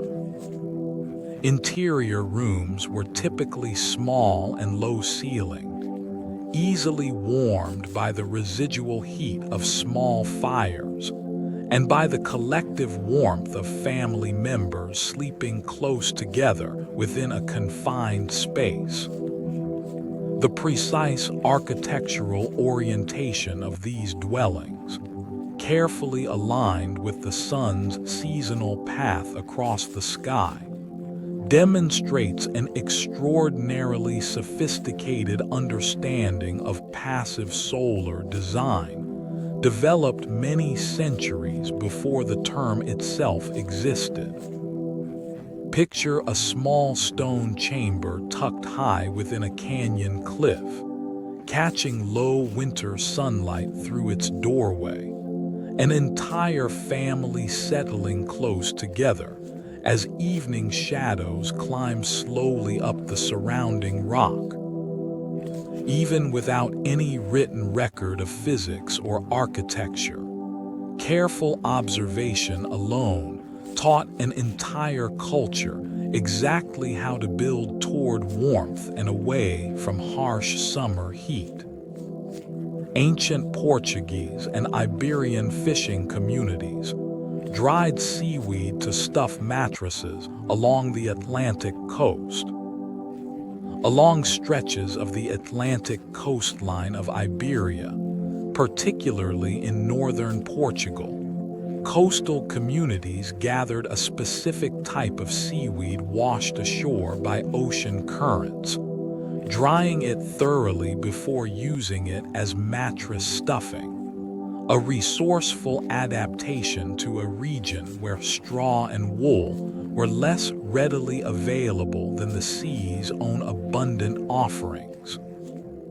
This seaweed, once dried, provided a surprisingly resilient, naturally insect-resistant filling, and the practice persisted in some fishing villages for many generations. Gathering and drying the seaweed was itself a communal, seasonal task, often undertaken by entire families working together along the shoreline during periods when the ocean's currents delivered the greatest abundance. Picture sun-bleached strands of dried seaweed, gathered patiently from a rocky shoreline, transformed into a mattress that carries, faintly, the memory of the sea it once belonged to. Even the ocean itself, in certain corners of the ancient world, quietly offered up the very material from which human beings built their nightly rest. Ancient Armenian highland villages built partially underground homes to conserve heat through harsh winters. In the mountainous Armenian highlands, traditional homes were sometimes built partially below ground level, a technique that took advantage of the Earth's naturally stable temperature to reduce heat loss during brutally cold mountain winters. Sleeping areas within these partially subterranean homes benefited most directly from this design, remaining noticeably warmer than any structure built entirely above ground could easily achieve without significant additional fuel. A central hearth, often positioned beneath a smoke opening in the roof, provided additional warmth that these thick earthen walls could absorb and hold, releasing it slowly back into the room across the coldest hours of night.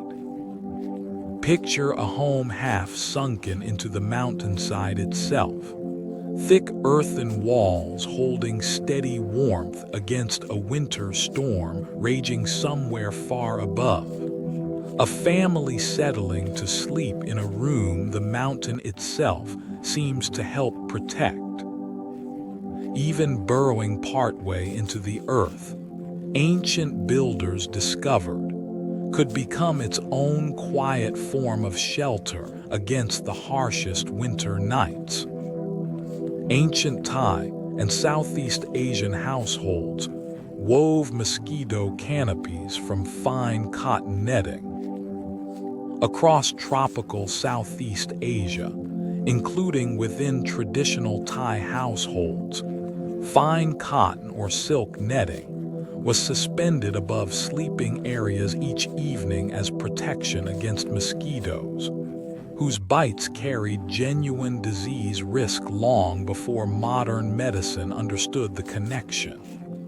This netting, draped from simple wooden frames, created a soft enclosed space around the sleeper, filtering the surrounding air while keeping biting insects fully at bay through the warmest, most humid hours of night.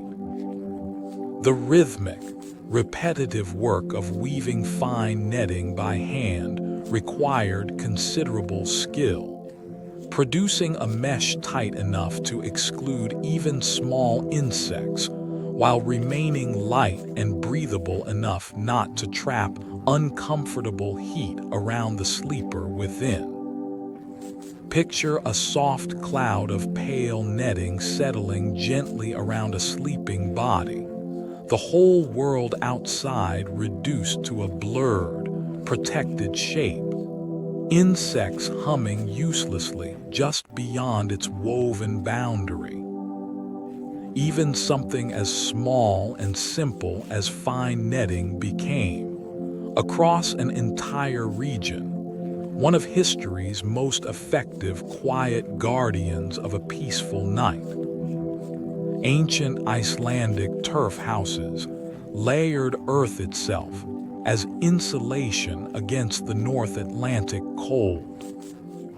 Early Icelandic settlers, arriving in a landscape almost entirely without timber, developed turf construction techniques that used thick layers of cut turf and stone to build homes remarkably well suited to the island's harsh, wind-battered climate. Sleeping areas within these turf houses were typically positioned deep within the structure, insulated on nearly every side by the same thick earthen walls that gave the entire building its distinctive low, rounded silhouette against the landscape.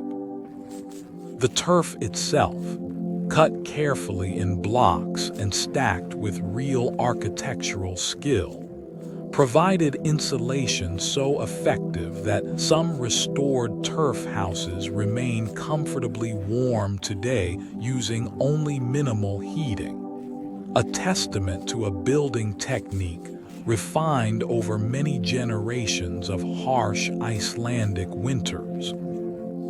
Picture the muffled quiet of a turf house interior, thick earthen walls holding back a howling North Atlantic wind. The whole structure settled low and steady against the land like something that had simply grown there. Even in a place with almost no trees to offer timber, the island's own soil became, patiently layered by hand, the very material that kept its people warm through the darkest winters. And so, for now, we let this second gathering of ancient nights settle quietly into memory, each tradition its own small flame, each one still glowing faintly within the long, unbroken story of how humans have always found their way toward rest. Ancient Venetian and lagoon-dwelling communities built entire homes on submerged wooden pilings. The city of Venice, rising gradually from a scattering of low, marshy islands in a northern Italian lagoon, was constructed almost entirely atop thousands upon thousands of wooden pilings driven deep into the soft mud below. A foundation so effective that many of these original timbers, submerged and starved of oxygen, remain structurally sound many centuries later. Sleeping chambers within these lagoon homes existed just above water that was, quite literally, always present somewhere beneath the floor. The gentle sound of lapping water, a near-constant companion through the night. This unusual relationship between architecture and water shaped daily rhythms in subtle ways, tides rising and falling on their own patient schedule regardless of the human lives unfolding within the buildings above. Picture drifting toward sleep with the faint, steady sound of water moving somewhere below the floorboards. An entire city resting each night atop a forest of ancient submerged timber. Even a city built almost impossibly upon water found, over centuries, its own steady rhythm of rest, patient as the tide itself. Ancient Malagasy communities of Madagascar combined African, Southeast Asian, and Arab influences within their traditional sleeping architecture. Madagascar's unique cultural heritage, shaped by waves of settlement from Southeast Asia, mainland Africa, and Arab trading networks, produced traditional homes that blended raised wooden or bamboo construction with woven grass mats, reflecting both African and Austronesian influences. Sleeping areas were commonly elevated on wooden posts, echoing construction techniques found across the Indian Ocean trading world, while roof designs and interior layouts often carried distinct traces of Southeast Asian architectural tradition carried across the ocean by early settlers. This layered blending meant a single household sleeping arrangement might carry, within its structure, threads connecting three separate continents, woven together across the wide expanse of the Indian Ocean. Picture a raised wooden home on the island of Madagascar, its architecture quietly telling the story of ancient ocean crossings, mats woven in patterns whose roots stretch back toward distant, unrelated shores. Even an island's traditional bedroom could hold, within its very design, the memory of journeys spanning thousands of miles of open ocean. Ancient Bulgarian and Balkan mountain villages, built stone homes with sleeping lofts warmed by rising heat. Throughout the mountainous regions of the Balkans, traditional stone homes were often built with a raised wooden sleeping loft positioned above the main living area, taking advantage of the simple physical principle that warm air generated by a household hearth would naturally rise and collect near the ceiling. Wool blankets, often hand-woven in patterns distinct to specific villages or regions, provided additional warmth atop simple straw-filled mattresses within these elevated sleeping spaces. The steep, narrow ladders connecting these lofts to the main room below meant climbing toward sleep was, in a very literal sense, also climbing toward the warmest air available anywhere within the home. Picture climbing a steep wooden ladder into a loft thick with rising warmth.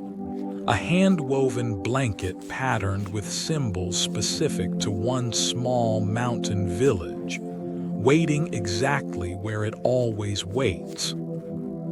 Even the simple decision to sleep higher within a room could mean the difference between a cold night and a genuinely comfortable one. Ancient Yemeni tower houses stacked sleeping quarters many stories above the desert floor. In cities such as Shibam in Yemen, sometimes called the oldest skyscraper city in the world, traditional mud brick tower houses rose as many as 7 or 8 stories, with sleeping quarters typically positioned on upper floors, benefiting from cooler air currents and greater privacy than street-level rooms could offer. These remarkable structures, built from sun-dried mud brick reinforced with wooden beams, have stood for centuries in a punishing desert climate, their thick walls providing the same passive thermal regulation found in other mud brick traditions across the region. Climbing multiple flights of interior stairs each evening to reach a sleeping chamber became, for residents of these towers, simply an ordinary part of the nightly transition from the bustling ground-level world into a quieter, elevated space reserved for rest. Picture climbing story after story of a mud brick tower as evening settles over a desert city, each step carrying you further from the day's heat and noise, closer toward a small, cool room waiting high above the street. Even a desert city's need for space could rise, quite literally, into the sky, carrying its sleeping quarters ever higher above the crowded ground below. Ancient Cornish and Celtic Britain built low stone roundhouses, with central hearths shaping sleep for entire families. Throughout Iron Age Britain, communities built circular stone or wattle and daub roundhouses with a single central hearth providing warmth, light, and a cooking fire all at once, with sleeping areas arranged around the interior perimeter of the single main room. This circular design distributed heat with reasonable evenness to sleepers on every side, while the conical thatched roof overhead trapped rising warmth rather than letting it escape uselessly into open sky. Excavated roundhouse sites across Britain reveal post holes and floor patterns, suggesting fairly consistent internal organization. Hearth at the center, sleeping and working areas arranged thoughtfully around its steady warmth. a layout repeated with only minor variation across many centuries and many separate communities. Picture a circular room glowing at its center, walls curving gently inward overhead, an entire family arranged like the numbers on a clock face around one shared, steady fire. Even the simple geometry of a circle, chosen instinctively by countless unrelated communities, proved again and again to be one of the most effective shapes for sharing warmth through a long night. Ancient Javanese royal courts developed elaborate batik textiles, reserved specifically for sleeping quarters. Within the royal courts of ancient Java, the intricate wax-resist dyeing technique known as batik produced textiles of extraordinary complexity. Some patterns reserved exclusively for royalty and used specifically within palace sleeping quarters as coverings, curtains, and decorative hangings. Certain batik motifs carried deep symbolic meaning, believed to offer spiritual protection or blessings to those who rested beneath them, transforming an ordinary bed covering into something closer to a talisman. The painstaking process of creating fine batik, involving repeated applications of hot wax and careful dye baths, could require weeks of skilled labor for a single large textile, meaning royal sleeping quarters draped in the finest batik represented an enormous, quietly invisible investment of human craft. Picture intricate wax-resist patterns spreading across fine cotton cloth, each line the product of careful, repeated handwork, hung finally above a royal sleeping platform as both decoration and quiet protection. Even the patterns dyed into a simple piece of cloth were once believed capable of watching over a sleeper through the most vulnerable hours of night. Ancient Basque mountain communities in the Pyrenees built stone farmhouses called basiriak that sheltered generations beneath one continuous roof. In the rugged Pyrenees straddling modern France and Spain, traditional Basque farmhouses known as basiriak were built as large, multi-generational stone structures where extended families lived and slept together beneath a single expansive roof, often sharing space with livestock housed on a lower level whose body heat helped warm the living quarters above. Thick stone walls, sometimes several feet deep, provided substantial insulation against the sharp mountain climate, while small, deliberately placed windows minimized heat loss through the coldest months of the year. This close arrangement between human sleeping quarters and animal housing below reflected a practical wisdom found across many mountain and cold climate cultures, recognizing that the warmth generated by any living creature, human or animal, could be shared usefully throughout an entire household. Picture a thick stone farmhouse settled into a green mountain valley, livestock stirring quietly on the level below, their gathered warmth rising slowly upward toward the family sleeping just above. Even the warmth of animals housed one floor below could become, through nothing more than careful architecture, a quiet gift passed upward to the sleeping family above. Ancient Fijian and Pacific Island communities wove massy cloth from mulberry bark for ceremonial and everyday bedding. Across Fiji and neighboring Pacific Island cultures, a distinctive cloth called masi, or tapa in related regional traditions, was produced by carefully stripping, soaking, and beating the inner bark of the paper mulberry tree until it spread into a soft, flexible sheet suitable for clothing, ceremonial use, and everyday bedding alike. The rhythmic, repetitive sound of bark being beaten flat with wooden mallets was, in many island communities, simply a familiar part of daily village life, heard regularly as new cloth was prepared.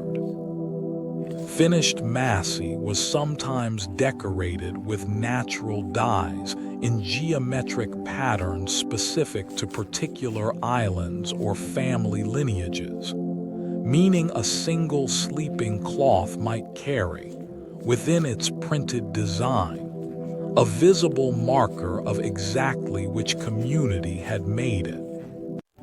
Picture the steady rhythm of wooden mallets striking softened bark somewhere in a Pacific village, slowly transforming tree fiber into cloth soft enough to rest beneath by the time evening finally arrives. Even tree bark, beaten patiently by hand for hours, could be coaxed into something gentle enough to sleep beneath. Ancient Kazakh and Central Asian horse-herding cultures relied on layered felt bedding, suited to extreme continental climates. Across the vast grasslands of Central Asia, Kazakh herding communities developed sophisticated felt-making techniques, compressing raw sheep's wool through repeated wetting, rolling, and pressing, until it formed a dense, remarkably durable textile, ideally suited to a climate capable of extreme heat in summer and brutal cold in winter.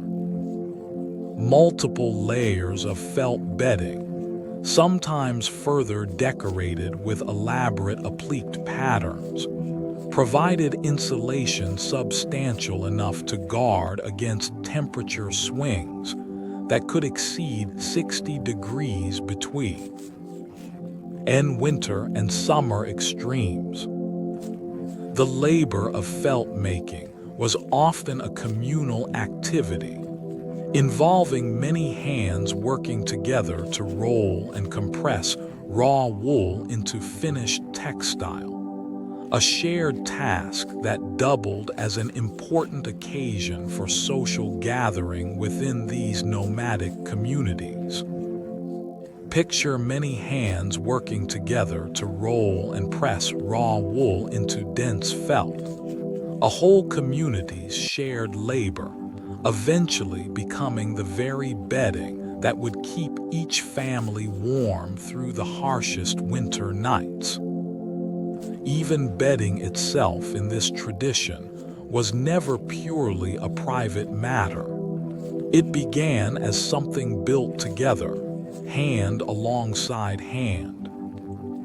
Ancient Cretan and broader Aegean Bronze Age households used aromatic herbs to freshen sleeping linens. Across the Bronze Age Aegean world, including Minoan Crete and Mycenaean Greece, aromatic herbs and flowers were commonly used to freshen textiles, including bedding, a practice reflected in surviving linear B tablets that record substantial quantities of perfumed oils and aromatic plants moving through palace economies.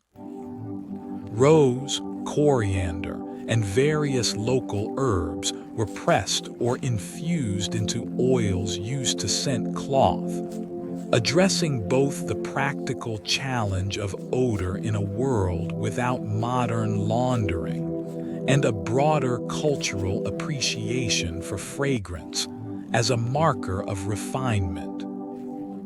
These aromatic practices, documented in some of the very earliest deciphered European writing, reveal a surprisingly detailed bureaucratic interest in fragrance and textile care, suggesting palace administrations considered the sensory quality of sleep worth tracking and recording.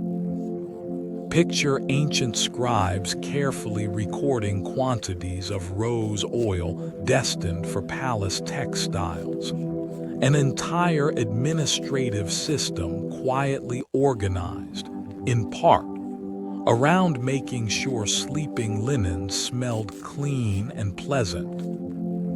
Even bureaucracy itself, in its very earliest recorded form, found room to care about something as gentle and fleeting as the scent of clean bedding.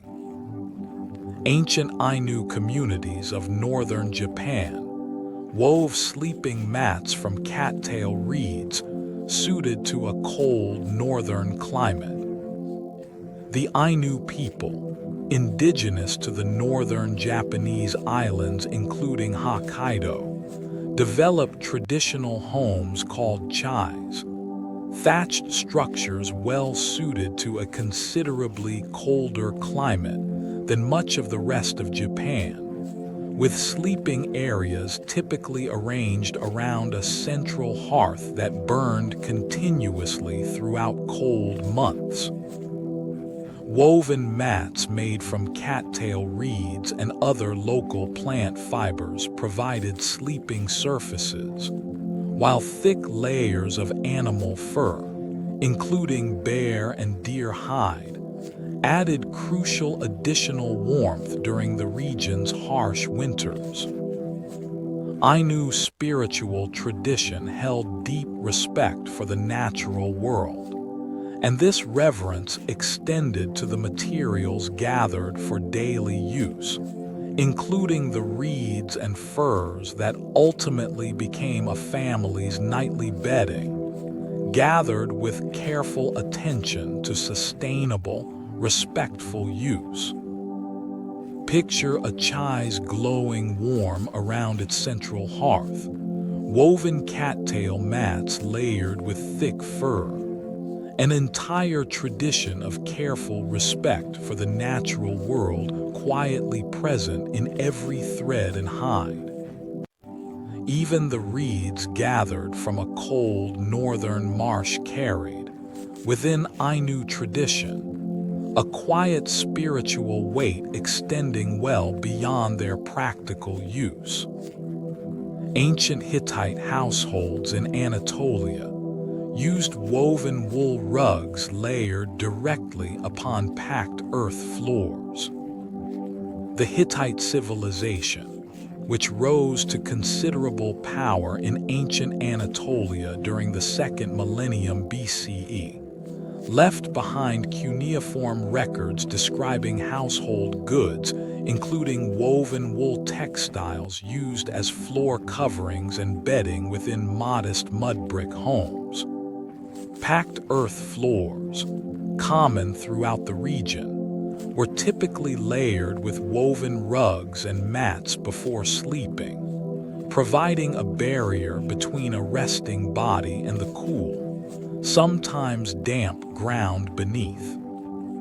Hittite trade connections stretched across much of the ancient Near East, meaning wool dyes and weaving techniques often traveled considerable distances before arriving in any single household, carried along trade routes that also moved metal, grain, and countless other everyday goods.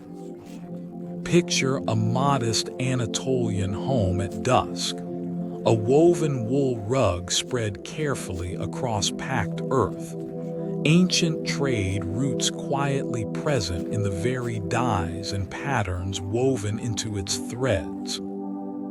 Even a simple floor covering could carry, within its dyed wool fibers, the invisible traces of trade routes stretching far beyond any single household's walls. Ancient Burmese and Southeast Asian riverine cultures wove sleeping mats from split bamboo strips. Along the great river systems of ancient Burma and neighboring regions, split bamboo was processed into thin, flexible strips and woven into mats prized for their durability and their naturally cooling surface, ideally suited to the region's persistent tropical humidity. Bamboo's rapid growth and ready availability along riverbanks made it an efficient, sustainable material, easily replaced as older mats wore thr, all with years of daily use. Villages positioned along major rivers often traded finished bamboo mats alongside other goods carried by boat, meaning a single household sleeping surface might have originated in a village many days' travel upstream or down. Picture the cool, faintly ridged texture of split bamboo weaving beneath a resting body, river water moving steadily nearby, carrying goods and people between villages joined by the same patient current. Even something grown so quickly and so abundantly as bamboo could be transformed, strip by careful strip, into a mat meant to last for years of nightly rest. Ancient Welsh and Celtic hill communities built defensive settlements where sleep required constant vigilance. Throughout Iron Age Wales, communities frequently built hill forts, elevated defensive settlements surrounded by earthen ramparts and ditches, positioning sleeping quarters within a broader landscape shaped as much by defense as by comfort. Roundhouses within these hill forts followed familiar patterns found across Iron Age Britain, circular structures with central hearths and sleeping areas arranged around the interior perimeter. Yet the surrounding fortifications meant an entire community's nightly rest existed within a carefully considered defensive perimeter. Excavations at sites such as Traer Seri in northern Wales reveal dense clusters of roundhouses packed within protective stone walls, suggesting communities that valued collective safety enough to sacrifice some individual space in exchange for it. Picture a hillside settlement wrapped in earthen ramparts as evening falls, roundhouses clustered close together within the walls, an entire community trusting the same shared boundary to hold through the night. Even the choice of where to build a home could be shaped as much by the need for safety during sleep as by any desire for simple comfort. Ancient Sumerian temple complexes maintained separate quarters where priests observed strict sleep rituals before religious duties. Within the great temple complexes of ancient Sumer, priests responsible for maintaining ritual purity before performing sacred duties often observed specific practices surrounding sleep, including ritual washing and prescribed rest periods believed necessary to approach the divine in a properly prepared state. Temple records inscribed on clay tablets occasionally reference these practices, suggesting that even something as ordinary as sleep timing could carry genuine religious significance within Sumerian religious life.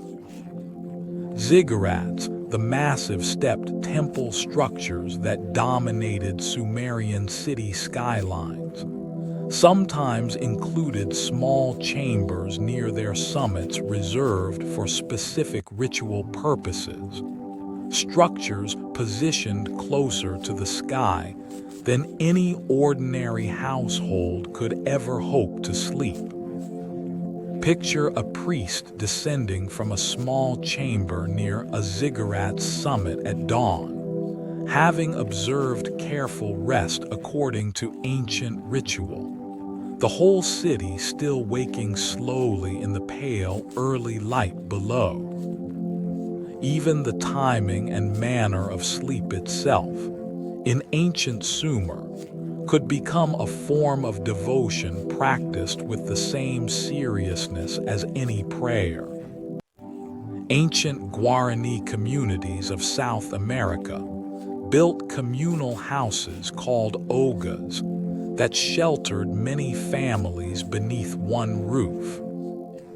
Among the Guarani people of the region now spanning Paraguay and parts of Brazil and Argentina, traditional communal houses called ogas sheltered multiple extended families beneath a single large thatched roof, with individual family sleeping areas arranged around the structure's perimeter, each marked by its own small hearth. Hammocks, well suited to the warm subtropical climate, served as the primary sleeping surface within these communal dwellings, woven from local plant fibers and slung between the sturdy wooden posts supporting the oga's roof. This communal living arrangement reflected broader Guarani social values, emphasizing collective responsibility and shared resources. An entire extended community, quite literally sleeping beneath one continuous, unbroken roof.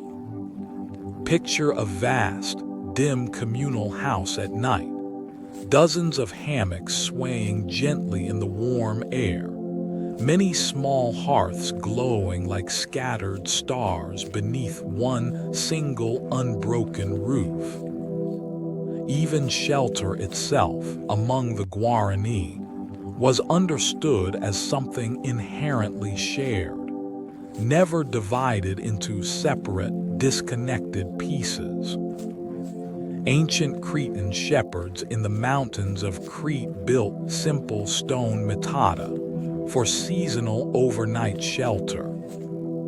High in the mountains of Crete, shepherds tending flocks through the warmer months traditionally built simple circular stone huts called matata, dry stone structures requiring no mortar, assembled skillfully enough to withstand harsh mountain winds while providing basic overnight shelter during long periods spent away from lowland villages.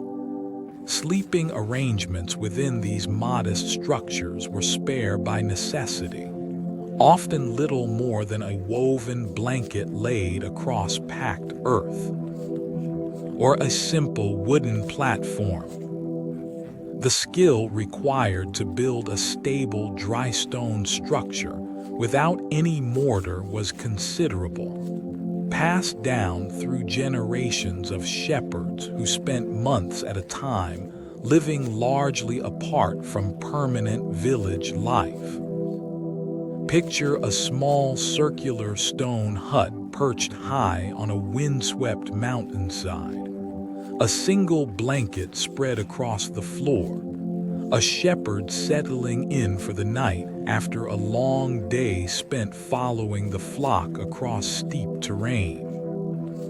Even the simplest, most temporary shelter built from nothing but stacked stone and careful skill, could hold back a mountain's harshest wind long enough for genuine rest. Ancient Assamese and northeastern Indian hill communities built bamboo homes elevated above forest floors.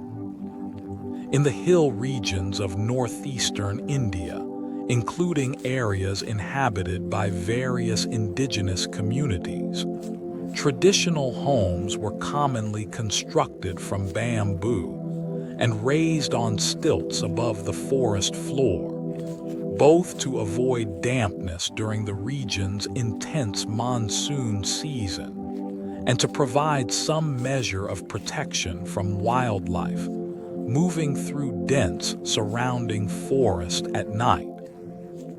Woven bamboo mats served as flooring and sleeping surfaces, their natural flexibility and ready local availability making them a practical, sustainable choice, repeated across countless households.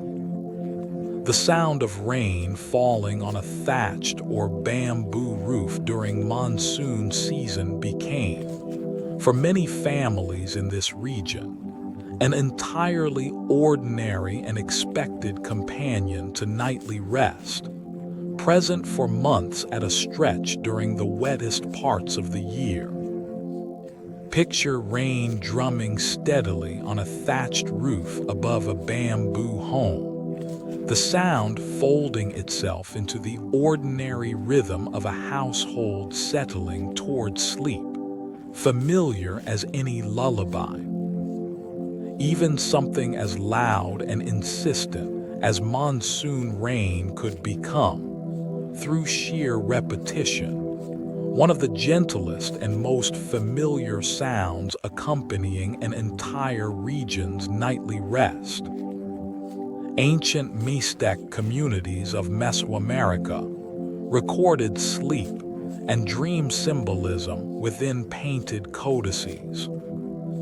Among the Mixtec people of what is now southern Mexico, surviving painted codices, remarkable folded manuscripts created before and shortly after European contact, occasionally depict scenes involving sleep and dreaming, suggesting these experiences held recognized narrative and spiritual significance within Mixtec storytelling and historical record-keeping.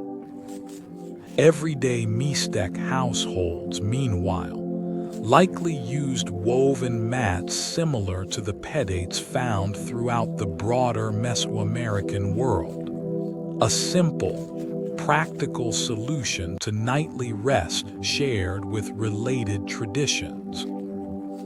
These codices, painted with remarkable detail using natural pigments on prepared animal hide or bark paper, represent one of the few surviving direct windows into how a pre-Columbian Mesoamerican culture understood and represented its own inner, sleeping world. Picture a painted codex unfolding accordion style across a table, tiny figures rendered mid-dream in vivid natural pigment.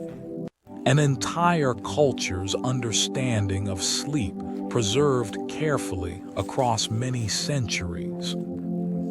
Even a folded manuscript, painted by careful hand centuries ago, still quietly preserves how one ancient culture chose to picture its own dreaming mind. Ancient Cornish tin miners and coastal communities built low cottages designed to withstand fierce Atlantic storms. Along the rugged Cornish coastline in southwestern Britain, traditional stone cottages were built low and solid, thick-walled structures designed specifically to withstand the fierce Atlantic storms that regularly battered the region. with small windows minimizing both heat loss and storm damage risk. Sleeping quarters were typically positioned toward the interior of these compact homes, furthest from exterior walls most exposed to driving wind and rain. Many coastal Cornish families depended on fishing or mining for their livelihood, occupations demanding real physical exhaustion by day's end, meaning the modest comfort of a warm, storm-proof cottage held genuine, hard-earned value each night. Picture a low stone cottage holding steady against a howling Atlantic storm, thick walls muffling the worst of the wind, a tired body finally settling into well-earned rest, despite the chaos raging just outside. Even a modest cottage, built thick and low against fierce coastal weather, could offer genuine sanctuary to bodies worn down by a long day's difficult labor. Ancient Tahitian and Society Island communities built open-sided fail suited to constant warm breezes. Throughout Tahiti and the broader Society Islands, traditional open-sided structures called fail allowed near-constant airflow through living and sleeping spaces, a practical response to a consistently warm tropical climate where trapping heat indoors offered no benefit whatsoever. Woven pandanus mats provided sleeping surfaces within these airy structures, while low retractable screens made from woven coconut fronds could be lowered during occasional storms while remaining raised through most ordinary nights to welcome the steady island breeze.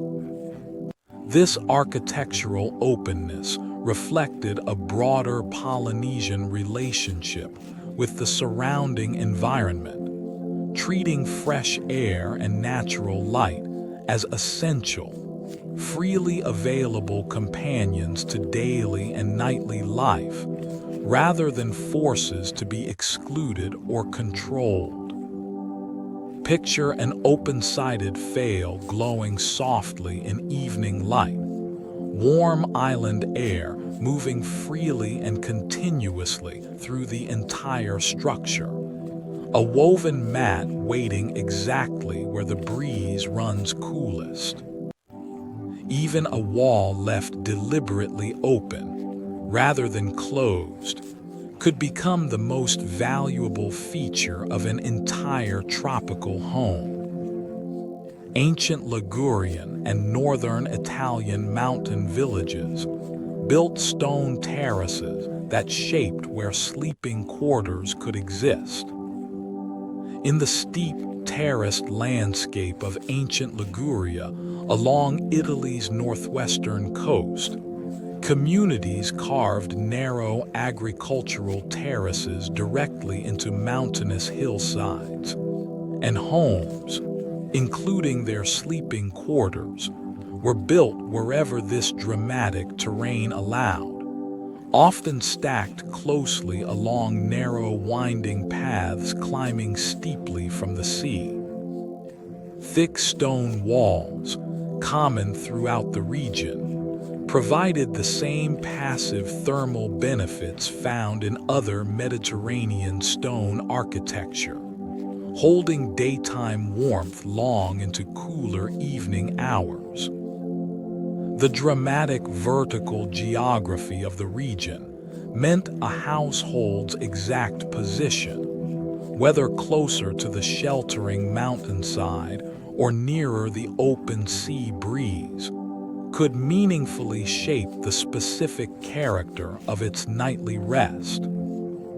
Picture a small stone home clinging to a steep terraced hillside, the sea visible far below through a narrow window, evening warmth held patiently within thick walls carved from the very mountains surrounding it. Even dramatically uneven terrain, difficult and steep as it was, still found room enough for careful hands to build a peaceful place to rest. Ancient Palawan and Micronesian island communities built meeting houses called bai that doubled as communal sleeping spaces.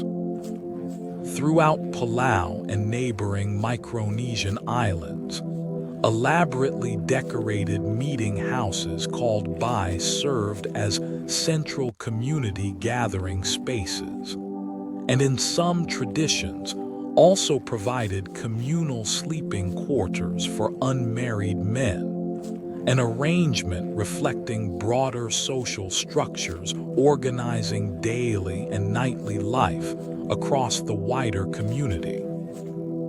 These structures, often adorned with detailed painted narrative panels depicting myths and historical events, represented significant collective investment of both labor and artistic skill.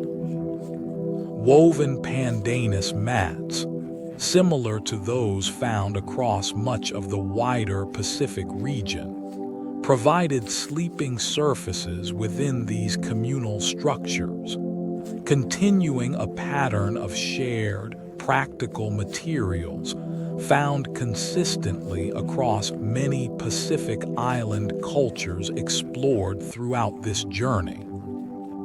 Picture a richly painted meeting house standing at the heart of a small island community. Woven mats spread along its floor, mythic scenes, rendered in careful color, watching over sleepers through the quiet island night. Even a community's most important gathering space could double, without contradiction, as a place where its members simply came together to rest. Ancient Sicilian and Mediterranean households used woven esparto and reed baskets to store bedding by day. Across Sicily and much of the wider Mediterranean, households without dedicated bedroom furniture commonly stored folded bedding, mats, and blankets within large woven baskets during daylight hours, transforming a single multi-purpose room into a sleeping space each evening simply by unpacking these carefully stored materials. This practice, requiring genuine organizational discipline from an entire household, meant living space remained flexible and uncluttered, repurposed daily according to the family's changing needs.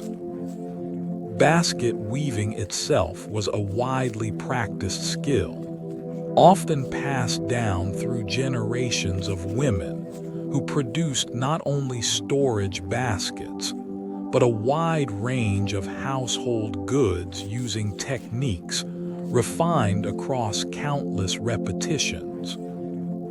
Picture a woven basket standing quietly in the corner of a modest Mediterranean home by day, then opened each evening to release the very bedding that would transform the same familiar room into a place of rest.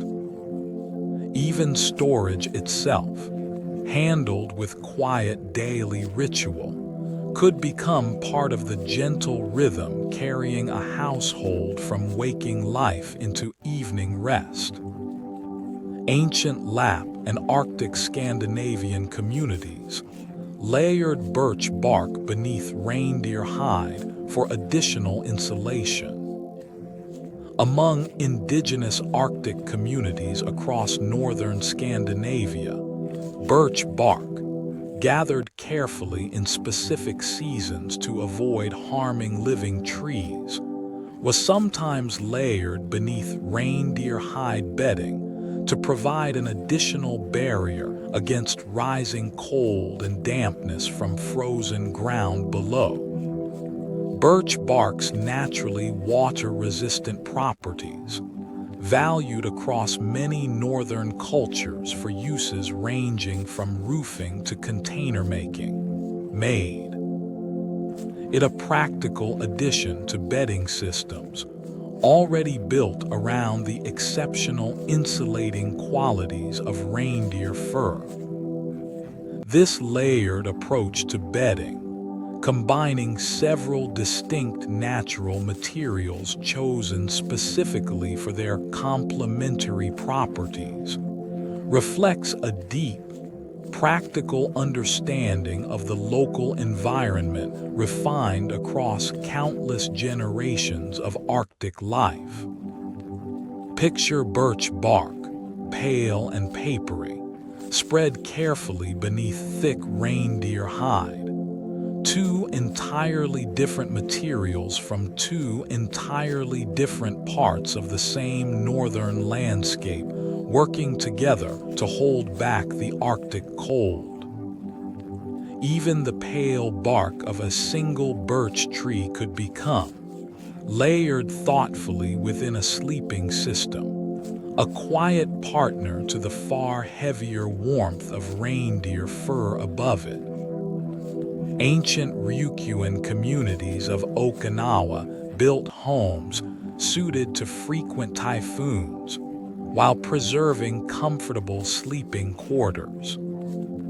Across the Ryukyu Islands south of mainland Japan, traditional homes were built low to the ground with heavy tiled roofs, specifically designed to withstand the powerful typhoons that regularly swept through the region. Red clay roof tiles, cemented firmly in place, using lime mortar to prevent them from being torn away by fierce wind. Sleeping areas within these sturdy homes typically used woven tatami-style mats similar to broader Japanese tradition, adapted slightly for the island's warmer, more humid subtropical climate. Stone walls surrounding many Ryukyuan homesteads provided additional windbreak protection, deflecting the worst of a typhoon's force before it ever reached the sleeping quarters within. A layered defensive approach built from stone, tile, and careful architectural planning working together. Picture a low, sturdy home with a heavy tiled roof standing firm against a distant typhoon's approaching wind. Woven mats waiting undisturbed within walls built specifically to keep that fury safely outside. Even in a region regularly tested by some of the fiercest storms on Earth, careful architecture still managed to preserve, night after night, a genuinely peaceful place to rest. Ancient Croatian and Dalmatian coastal communities built stone homes using centuries of accumulated dry stone wall expertise. Along the rocky Dalmatian coast of the Adriatic Sea, communities developed extraordinary skill in dry stone construction, building homes and extensive surrounding walls entirely without mortar, relying instead on the careful selection and precise fitting of naturally shaped stones. Sleeping quarters within these homes benefited from the same substantial thermal mass found throughout Mediterranean stone architecture, remaining pleasantly cool through hot Adriatic summers while retaining the day's warmth through cooler months.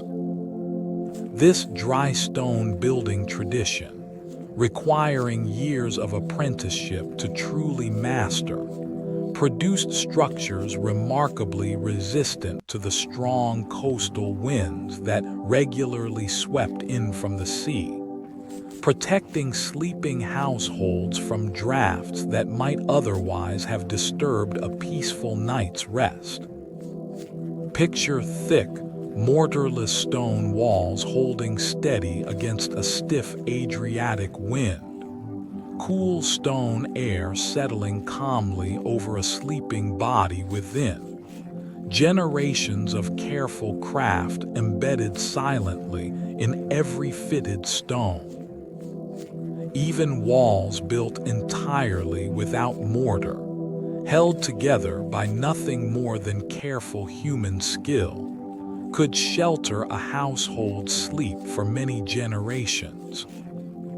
Ancient Chukchi and Siberian Arctic communities built semi-subterranean homes called yarangas, insulated by layered skins. Among the Chukchi people of the far northeastern Siberian Arctic, traditional dwellings called yarangas combined a wooden or bone frame covered with multiple layers of reindeer or walrus skin, creating an insulated structure capable of withstanding some of the coldest inhabited regions on Earth. Interior sleeping compartments, sometimes called palag, were constructed as a smaller inner chamber built from additional fur layers, essentially a warm room within a warm room, heated primarily by the concentrated body heat of the family sleeping tightly together within its confined space.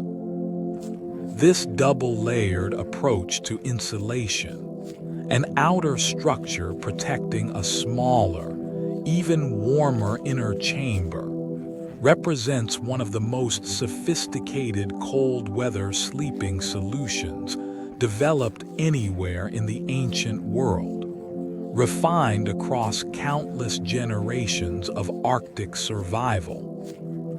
Picture an inner chamber of layered fur, smaller and warmer than the structure surrounding it. An entire family gathered close within its snug boundary, while Arctic wind howls uselessly against the outer walls. Even within one of the coldest environments human beings have ever permanently inhabited, careful layered design still made genuinely warm, peaceful sleep entirely possible. Ancient Yakut communities of Siberia used frozen lake ice as windows to admit light into sleeping quarters.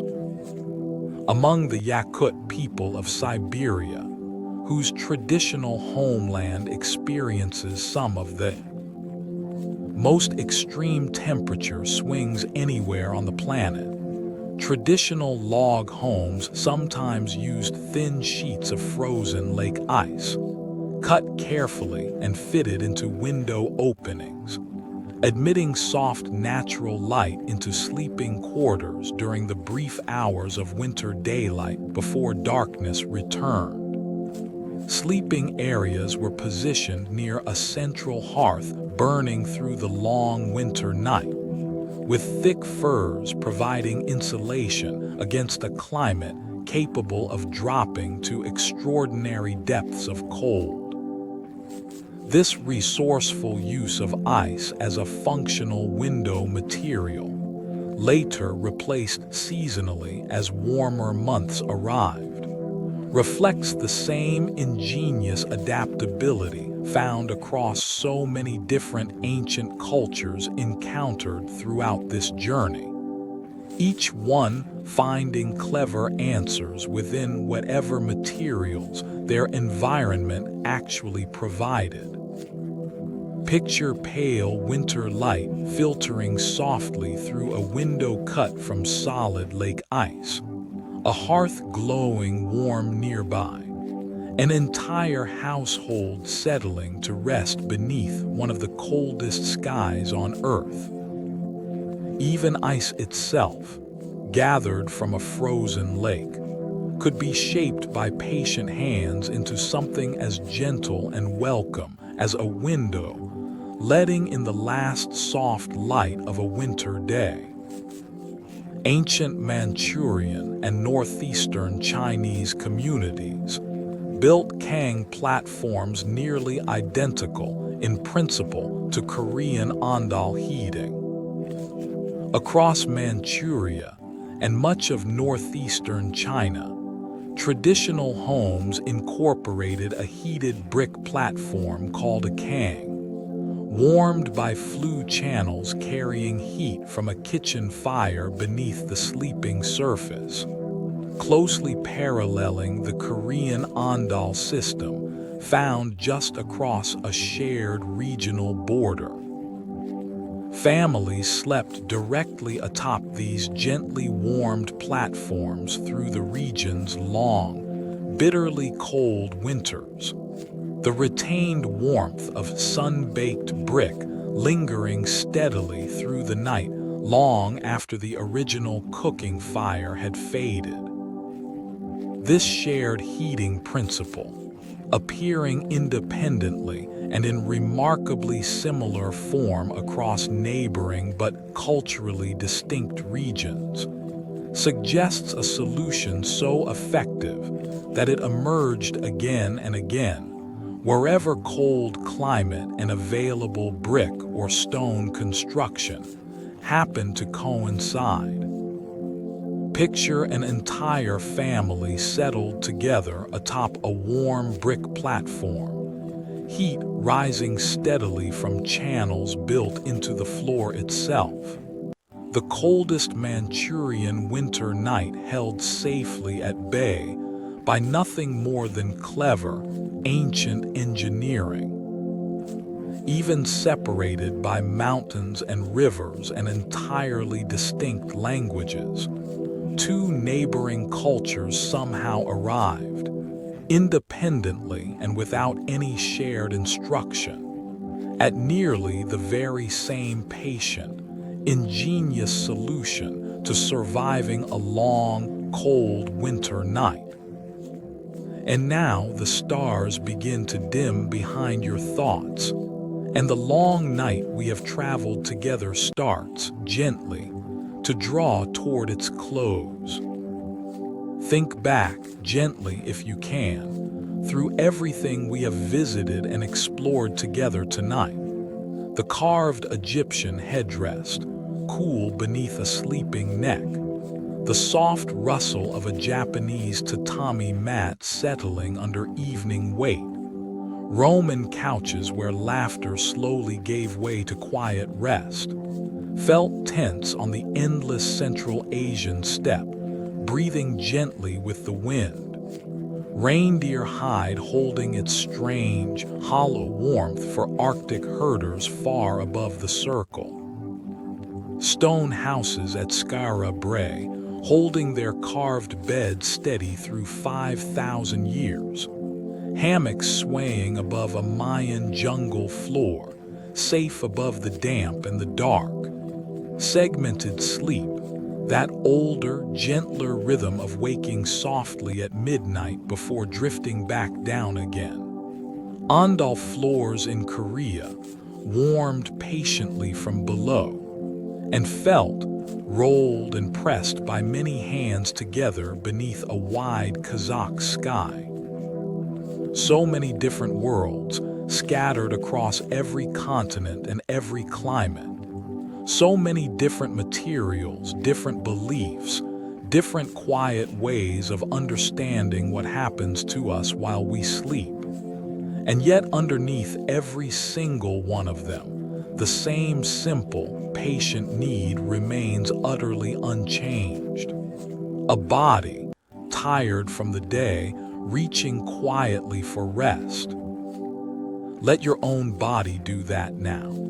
Let your breath grow slow and even, unhurried as a tide easing back from shore. Let your thoughts loosen their hold one by one, the way a hand slowly opens when it finally lets something go.